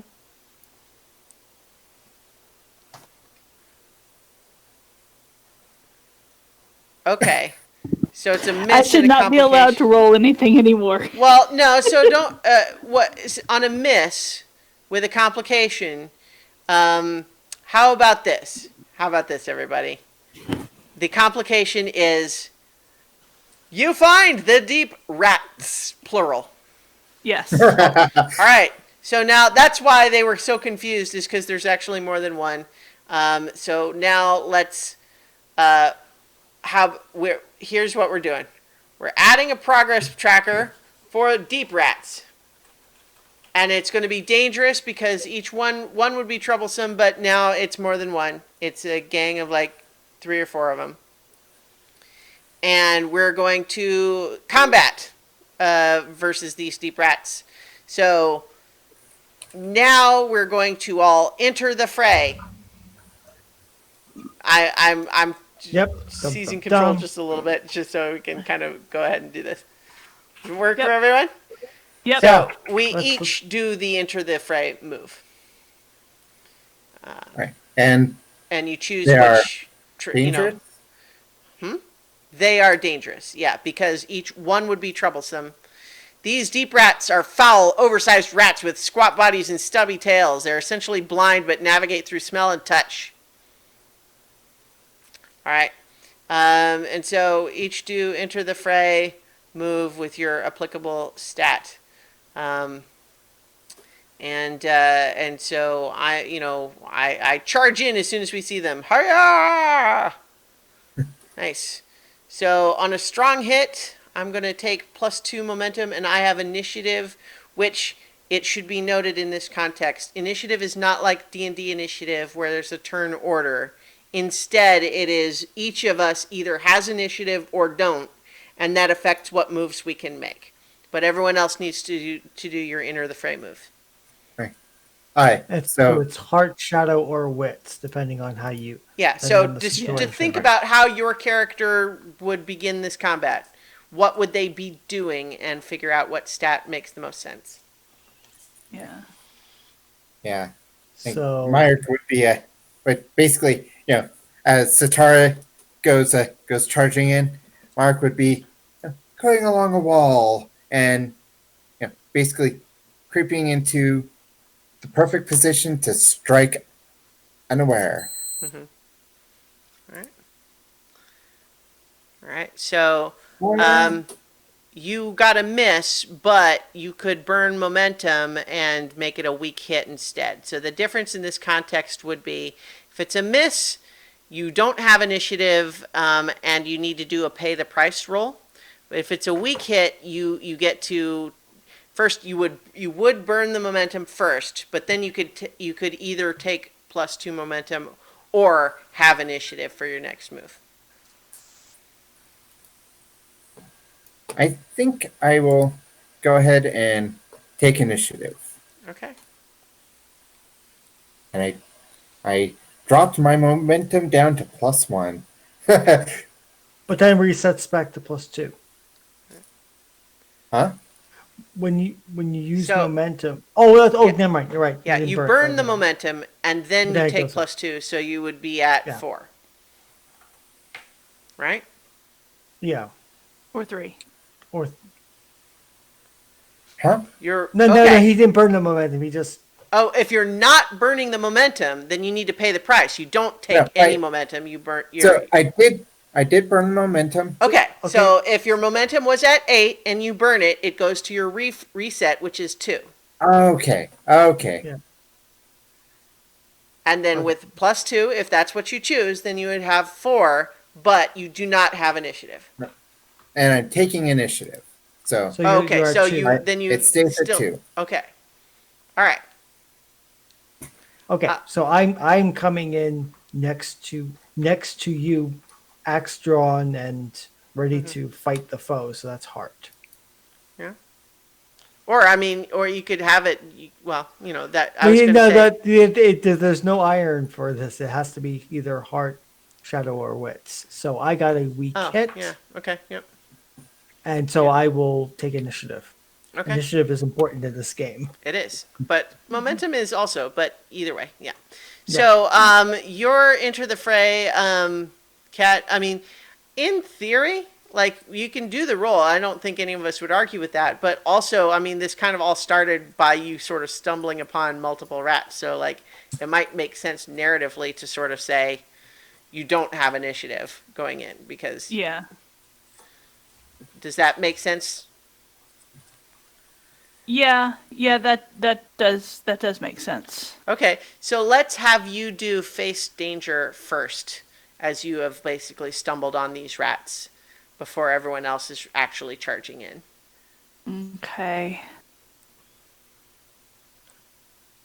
I'm going to use I think your wild blood would apply there because you're facing danger, Yeah. right? Yeah. yeah. Let me double check. Face danger. Yep, face danger. I'm trying to say. I think I would be using wits. Mm-hmm. There's expertise. Using my archery. Mm-hmm. And All strong right. hit.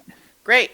So when you face danger and get a strong hit, you are successful at basically avoiding taking any damage from the bites of this thing. So you take +1 momentum, and now you do have initiative. Okay.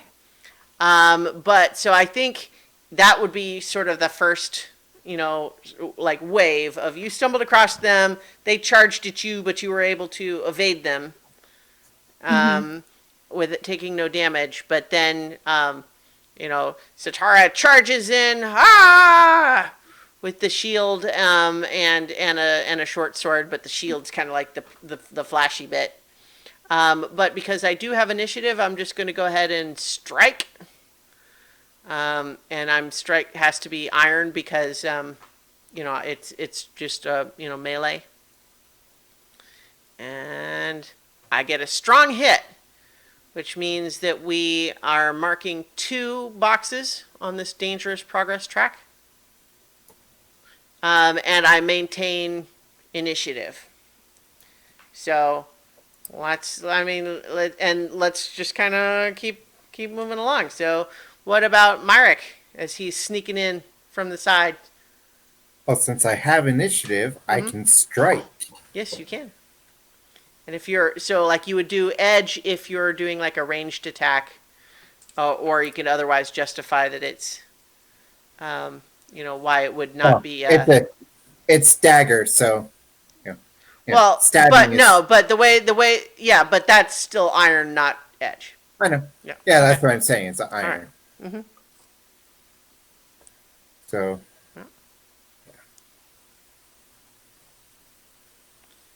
Ooh, miss. I just realized actually too that hang on, because I think actually I should have done more with my attack. You have a deadly weapon, right? Yeah, so not only would that be 2 harm, which would be 4 boxes, but my strong hit makes it +1. So that Yeah. I get it all the way to 6 boxes just from my attack. Oh, sheesh. Yeah. Yeah. But Myrick, though, with a miss, your attack fails and you must pay the price, and you don't have initiative now for you. But you have to do a pay the price move. Yeah. So the price is.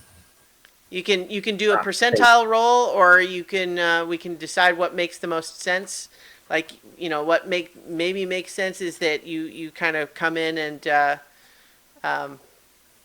they you sort of slash at them, but they get the better of you and attack back. But you could do that percentile roll. Like we could either say what makes the most sense, but also you could roll on the oracle. No, I'll do the. They attack it. They attack. Okay. So that that would would be 2. You would take 2 harm. So you would need to reduce your health by 2, and then do the endure harm move. Wow. Okay. Endure harm. And my. Yeah.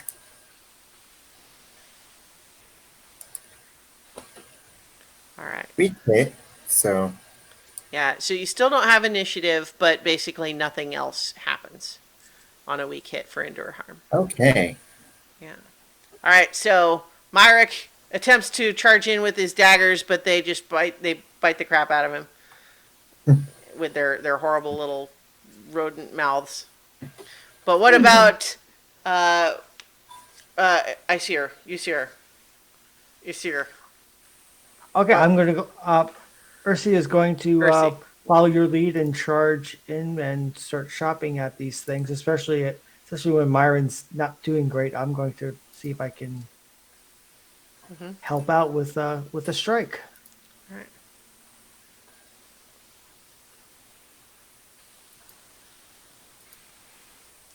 Okay, yeah. So likewise, you got a miss as well. So that you're also going to pay the price. Right. Yeah. Yeah. I don't have enough momentum. So yep. So I think I got too cocky. I thought, oh, these are rats. These aren't even harm people. So I'm just going to take the harm and do the harm move. Yeah, they look blind, so you kind of just assumed that they had no way to see you coming, but they seemed to react nonetheless to evade you. Okay. Endure harm.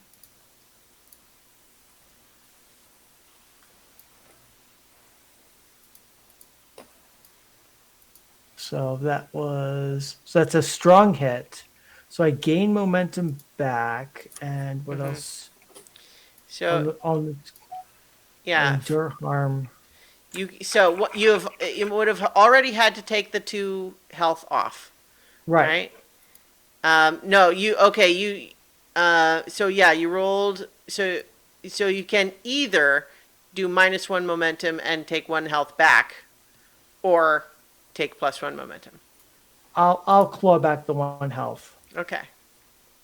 So it wasn't quite as bad. I mean, I thought I was getting chewed up, but actually they're really just chewing on my armor instead. Yeah. I forgot my armor. Oh, I completely forgot my armor. Okay, no, okay, so no, I didn't actually. Okay, never mind. It's not. When I endure harm in a fight, add +1 and take +1 momentum on a hit. So, Okay, well, I so forgot about that. I forgot about that +1. So, okay. 'cause it- Well, And- it would have still been a strong hit, but you get that extra momentum. yeah, yeah. Okay, so all right, that works for me. All right. Are you lightly armored or Lightly armored. Okay. Yeah, Because I figured we're going into the depths here. Being in full kit might not be the smartest thing, especially if to climb out. As witness, yes, we have to climb out. So Well, if Yeah. we clear out the deep rats, there's a back door apparently. Yeah. apparently, but yeah. I didn't know that. Ah, Yeah. Well, now we know. So, but in any case, now, Kat, you have retaken initiative now that you sort of fended off their initial attack. What are you doing? I'm going to use my combat asset as an archer Okay. and secure an advantage by taking a moment to aim. I'm going to trust my instincts, so I can get +2 momentum on a strong hit. Okay. So, what advantage are you trying? Like, are you trying? I'm trying to to line up a clean shot so that I can kill one. Okay, on- so what I'm going to suggest, just as far as the way this works, is that we're already at 6 out of 10 on this. Uh-huh. So, like, setting up yourself to get better on your attack next time, like, we Okay. could probably finish them off before it gets back around to you again if you aid one of us instead. Okay. Or I could just go ahead and I mean, theoretically, you could Oh. also try to just end the fight right now. Like, we'd be rolling on the progress bar at 6 of 10. yeah, that's probably not a good idea. Or you could just strike and try Yeah. to do more damage on them. Okay. I mean, I'm not telling you not to secure an advantage. I'm just saying tactically, you're creating an advantage that's probably going to be wasted because we will have already taken them out by the time it gets back around. Okay. Well, I'll just go ahead and shoot. Okay. All right. Gosh, all you guys missing. You're not Wow. rolling. Yeah. Okay. So yeah, you have to pay the price as well. These deep rats are proving surprisingly hardy, or difficult to hit at least. Oh. A friend, companion, or ally is put in harm's way. Okay. Yeah. So maybe you attempt to shoot at them, but in evading them, they just jump all over. They could be on me. So you basically Yeah. drive them towards me, Okay. and I'll Face so- danger. yeah, I think that makes sense. Face danger. Um, um, does it make I think sense with in this? courage. Well, I was just gonna say, like, does it make sense in this case that the rats are charging towards me? Yeah, and I've got a shield, right? You know, and then in Yeah. fact, yes, definitely, because my shield thing is when you face danger using your shield as cover, add +1. Yep. So yeah, be Captain America. Yeah, but that would Yep. probably be iron, not heart, though. What do you think? What do you Yep. guys think? No, I think it's hard. I think it's hard because it's courageous because these deep rats are not just normal everyday rats. Yeah, okay. They're, So heart then, and also +1 because of my shield, right? yep. Okay, great. Yeah, I think I like it. because you're not physically stealing yourself, you're emotionally stealing yourself as well. So Okay. it's hard. Okay. So I did face danger and I had the +1 and all that, but it's a weak hit, so I succeed, but face a troublesome cost. So I'm delayed, lose advantage or face a new danger, and I get -1 momentum, or I do endure harm for 1 harm, or endure stress for 1 stress. Well, I'm gonna take the 1 momentum penalty. But now it's my turn, and I have initiative from my success the last time. So I am actually going to, gosh. Yeah, I'm going to strike again. I was tempted to try ending the fight, but that was risky. No, that's a little risky. Yeah. So I'm just going to go ahead and strike again. All right. No, boy, we're having a hard time now. It was going so well at first.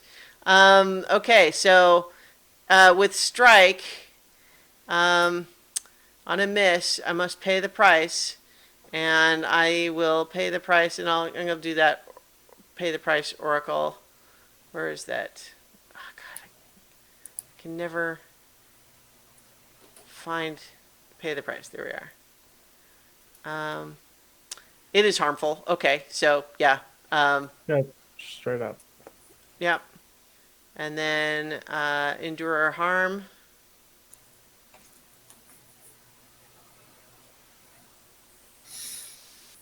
Okay, but a strong hit on the endure harm, and so I'm going to grit my teeth, push past, and not take the. I'm going to embrace the pain and take +1 momentum, bringing it back down to 6. And so I would have lost the initiative from the miss, but get it back with the strong hit. Mm-hmm. Okay, so but now I think we got Myrick again. Yep. These Okay. rats are giving us more trouble than we thought at first. Yeah. Doing so well early Circle. on. Ah, Since I don't have initiative, I'm going. I think So I'm gonna offer a couple. So here's what options are tactically, right? Okay. Clash will do damage to them, Yeah. and because you have a lethal weapon, it will do 2 harm, which will fill the progress track to 10.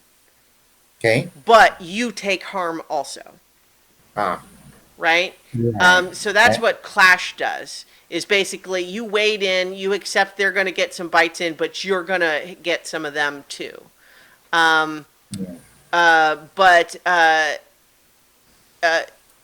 So let's see. But and that's only on a strong hit or a weak hit.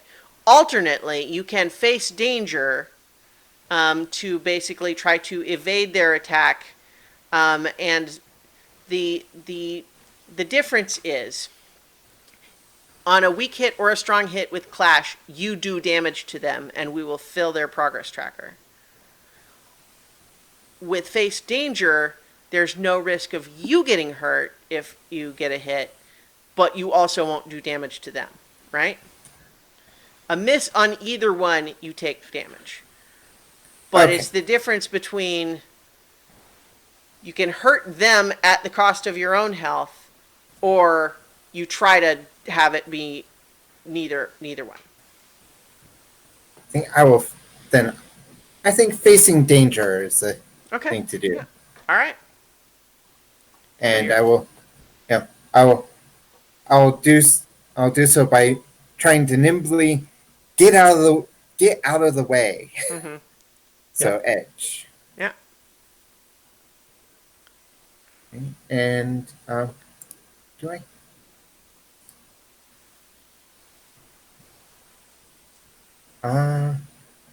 Hmm? It's just I was seeing if my never mind. Okay. All right. Weak So hit. a weak hit for face. So basically, you avoid taking the 2 harm from them, but you still have to choose to either lose 1 momentum, lose 1 supply, or 1 harm or 1 stress. I think 1 stress because Okay. that. Yeah, we haven't really done anything with those yet. So you would move your stress down 1 and do the endure stress move. Okay. Endure stress. All right. Strong hit. Yeah. So now you can either, do -1 momentum to get your spirit back, or embrace the darkness and take +1 momentum. Embrace But either way, you now have initiative again. Cool. You've steeled yourself, and now you're back on the positive Yeah. side. All right. How about Ursi? How are you saying it? Ursia. Ursia. Okay. Ursia. Ursia has initiative. Ursia wants to kill these rats. Ursia is going to try to kill the rats, so that is strike. Well, Straight. alternately, end the fight, which would be roll the progress on the 6 of 10, which could make it, like, if it worked, everything's done. Right. If it doesn't work, then it gets worse. Right. I think I want to try to do damage to try to make Okay. that a better roll. Sure. All right, that's a strong hit, which means you're definitely going to fill that that tracker all the way to the top. Yep. So it's full now, which means that anyone with initiative can do the move and the fight, and it's pretty much guaranteed. But you have to have initiative to do it. So you have done a bunch more damage. You killed several of them. The remaining ones seem like they're on the cusp. Yeah. And so that would make it, now, Kat, is your turn. Did you have initiative left? I don't have initiative because Okay. I missed the last time. Well, you missed, but didn't you, yeah, okay, you missed and paid the price on your strike. Yeah, okay, and your price was not anything that gave you an opportunity to do another move. Okay, I see. Right. All right, so that would make it Myric's turn, who does have initiative because he faced danger. What about Satara? Does she Yeah, what not about have you? initiative? Oh, I do. Okay, yeah, I guess I do. I was just, for some You reason, do. I was, okay. Yeah, so I do have initiative, so I will end the fight. Oh, sorry, hang on, that was wrong. I did that wrong, so that doesn't count. Wow. Yeah. End the fight, filled progress of 10, and I'll do that from here. There we go. Strong Yay. hit with end the fight. So when you make a move to take decisive action and score a strong hit, resolve the outcome of this fight. On a strong hit, I managed to. I see the one last rat, and I see it looking like it's gonna attempt to scurry and escape into the little hole, and I just take my shield, shunk, to block the hole. But what I actually do is I just crush the thing halfway into the hole. This foe is no longer in the fight. They are killed out of action, flee, or surrender as appropriate. All right. So we have killed the rats. So now I think that's definitely a milestone on our kill the deep rats and secure the back door. Right? Yep, that's definitely a milestone. And so then we probably need to reach a milestone on this was a troublesome quest. Yeah, so we marked 3 progress on that. I think we need to probably, in order to make more progress on it, I would say we need to, I'm going to suggest we have to gather information about the door to see if it's secure, right? And then if it is, then we move forward. Otherwise, we. Would it be basically, deep rats are decently sized, right? Well, it says oversized rats. I think they're big rats, but not like big rats. Well, They're big basically, for rats. Is the point? Getting,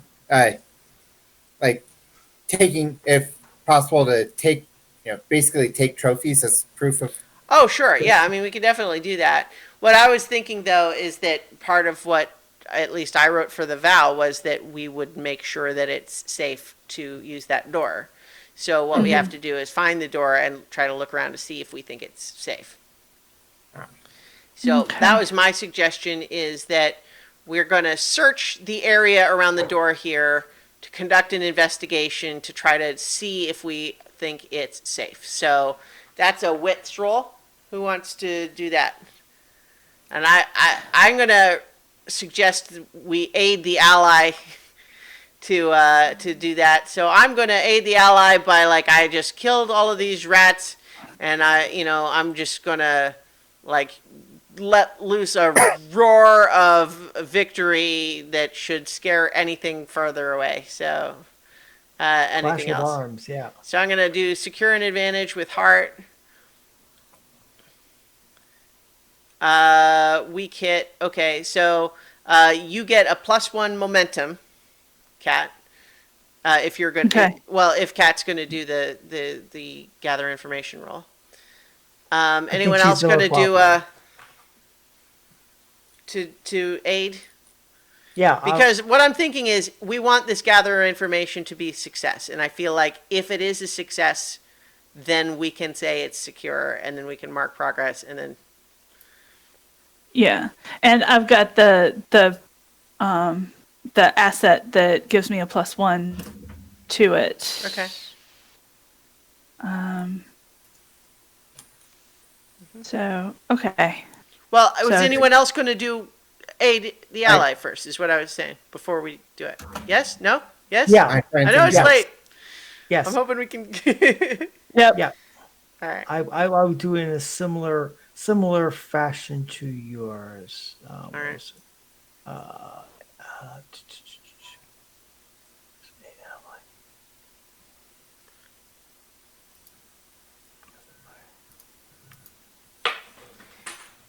Because basically, to count as milestones on the quest, we need successful rolls. Is the point? Okay, so that's a miss, but I'm going to burn my momentum. You can't. You don't have enough. It would show up on the thing if you did. Yeah. Up the plus. Yeah, I can't use to get rid A of 4 cannot burn a 4. A 5 could burn a 4. Oh, okay. Okay, so then I just Yeah. Which means that you need to do a pay the price roll. pay the price. Let's where's the pay the price thing? Yeah, Well, so you were trying to just stomp around and. yeah. All right. All right, where's the So- pay the price? Oh, jeez. It is harmful. So maybe you're Oh, stomping what- around and you just like you hit your head on a stalactite or something. So I take harm. Yeah. That's and I So, gotta roll yeah. harm roll. Oh god. Yeah. This just So you take snowballed. in this case just one, and then do the endure harm roll. Yep. Done. Yeah. Well, this is the risk of us trying to improve the chances of the other roll, right? Okay. But yeah, so that means that you can you sacrifice like one momentum to get your health back, or Yeah, that's fine. all right. What about Myrick? Are you? Maybe not Myrick. I'm not sure exactly how I would help. How about this? So- Maybe you take some of those deep rat trophies and you place them around at various openings to like if there were any other creatures in the area, they would see, like, this is where something was killed and maybe stay away. So, But all that right. would be still a secure and advantage roll. Okay. And probably with shadow because you're Yeah. trying to It's- trick well, somebody. Yeah, it's sure. trickery. So. Mhm. Shot. All right, strong hit. Wrong. There you go. So now, what you can do is, if you just go ahead and do the roll now, you can add a +1. Cat. Okay.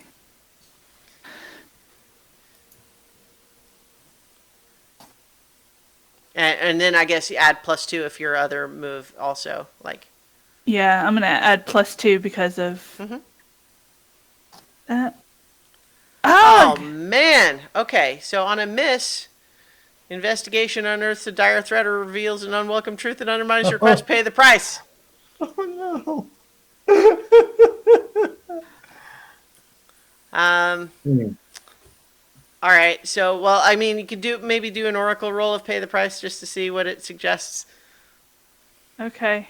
All right. Well, here's the other thing. It's 11:30. Does everyone need to Yeah. go to bed? Do we need to finish up? Because we could leave it unresolved. We were hoping to have it kind of. We're hoping to resolve this. but I think that rather than it is harmful, that doesn't make any sense. I think that the back door goes nowhere. That it just opens onto another crevasse. Oh, okay. So it's not safe then. Yes. yeah. Well, what that means then is that we might need to forsake that vow.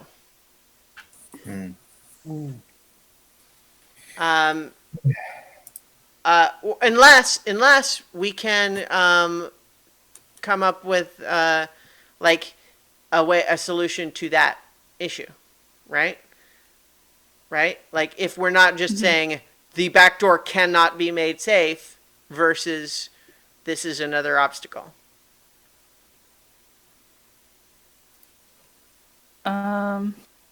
What? Oh, how about this?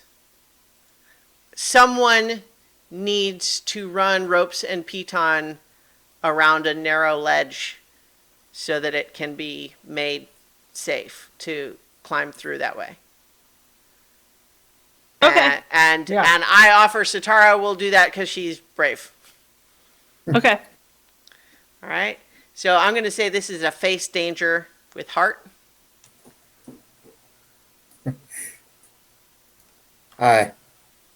Maybe aid an ally by helping to secure Tie a rope secure around her rope waist. secure, so Okay, Yeah. but you're going to have to do your roll. yeah, Yeah. so that'd be secure an advantage. Yep. Okay, and I think that would that be I don't Right. think tying a rope around my waist trying to make it safe for me is not shadow. I know Might I was be saying wits. edge. Yeah, make maybe. sure- Yeah, I guess it could be. Yeah. Yeah, make sure the knot is very secure. Sure. Yeah. Yeah. I think That- that's still that more sounds like more a like wits roll, but wits. yeah. But you know what? It's also 11:30. Yeah. All right, strong hit. Okay, so what that means is that I get another +1 on my move. Nice. Yeah? All right. Heart. +1. Weak hit. Okay. So I'm going to say I drop some of the pitons, but otherwise I'm successful. Okay. Okay, so I'm going to say we have now made the back door secure. So I think we can mark another 3 boxes on that quest. And then I propose that we what's one more milestone that we could do on our way back to try to reduce the likelihood of failing this one also?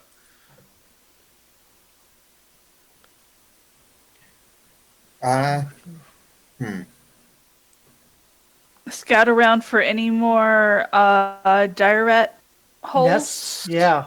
Yeah. Look for any more so nests. another one more gather information. Yeah. Okay.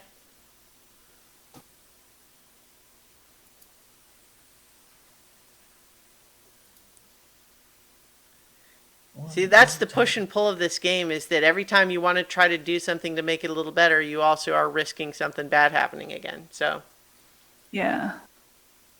And rather than worry about the securing advantages, I'm just going to use my asset okay. to gather information, because that just gives me a +1. And cross your fingers. Okay. Strong hit! Yes! The only one! All right. It feels like, no, I fell down from a cliff, and now I can find Okay. rats. So that lets us mark another milestone, that you have conclusively determined that there are no more rats on the way back either. So that puts us at 9 for this this vow. Incidentally, the way that it was supposed to work for the other one is that we essentially got. Hang on a minute. I'm trying to fulfill the vow. Oh, okay. So we should not have marked the experience before, because our rescue Tauren was not a troublesome, or was not a dangerous vow. So essentially that one was complete, but at the cost of having to do this new one. Mm-hmm. So no, we do not get the experience for the other one, but if we now complete this new one and we fulfill that vow, then we get 1 experience for that. So let's try it. 9 out of 10 is pretty good odds. All right. Just me not rolling. All right. I did it. All right. Yay! We've completed that. So now we have 1 experience. Now we have assured that the zealots, that they can get in and out this other way that's safer and doesn't require quite so much hazardous rappelling down a waterfall. Tauren is less than totally thrilled at the prospect of having to do both of these jobs, but he's happy to not be kidnapped anymore. And we return, having made Deep Darkwell a safer place. So I'm gonna mark 1 tick of progress on my background vow to have made Darkwell a slightly safer place. Yeah, that counts. And I will seek what calls from the dark. I've Yeah. explored part of the dark, Yeah, so that absolutely. Yeah. Aye. That'd be a tick. Yep. Yay! Hey. All right. So, I think that's ran a little bit later than we were actually planning on, but that was pretty fun. Yeah. And Adventure! we Yeah. did get some combat in there after all, even though those deep rats, man. Ugh. Yeah. God. So, With the dice, agree with you. It Well, makes it so. that's why you need the momentum, right? Is that Yeah. the Oh, more, if you have momentum, there's more of those opportunities to take a miss and make it a weak hit, or weak hit into a strong hit. So if you have a lot of momentum, you can do that. All right, so we'll leave it there. Thank you, everybody, for watching. If you're watching this either live or later on YouTube, or if you're listening to the audio version, thank you. Be sure to check out So Many Levels, which is on Tuesdays, where we're the long-running D&D campaign. And in the meantime, that's it. Bye now. Bye. Stay frosty.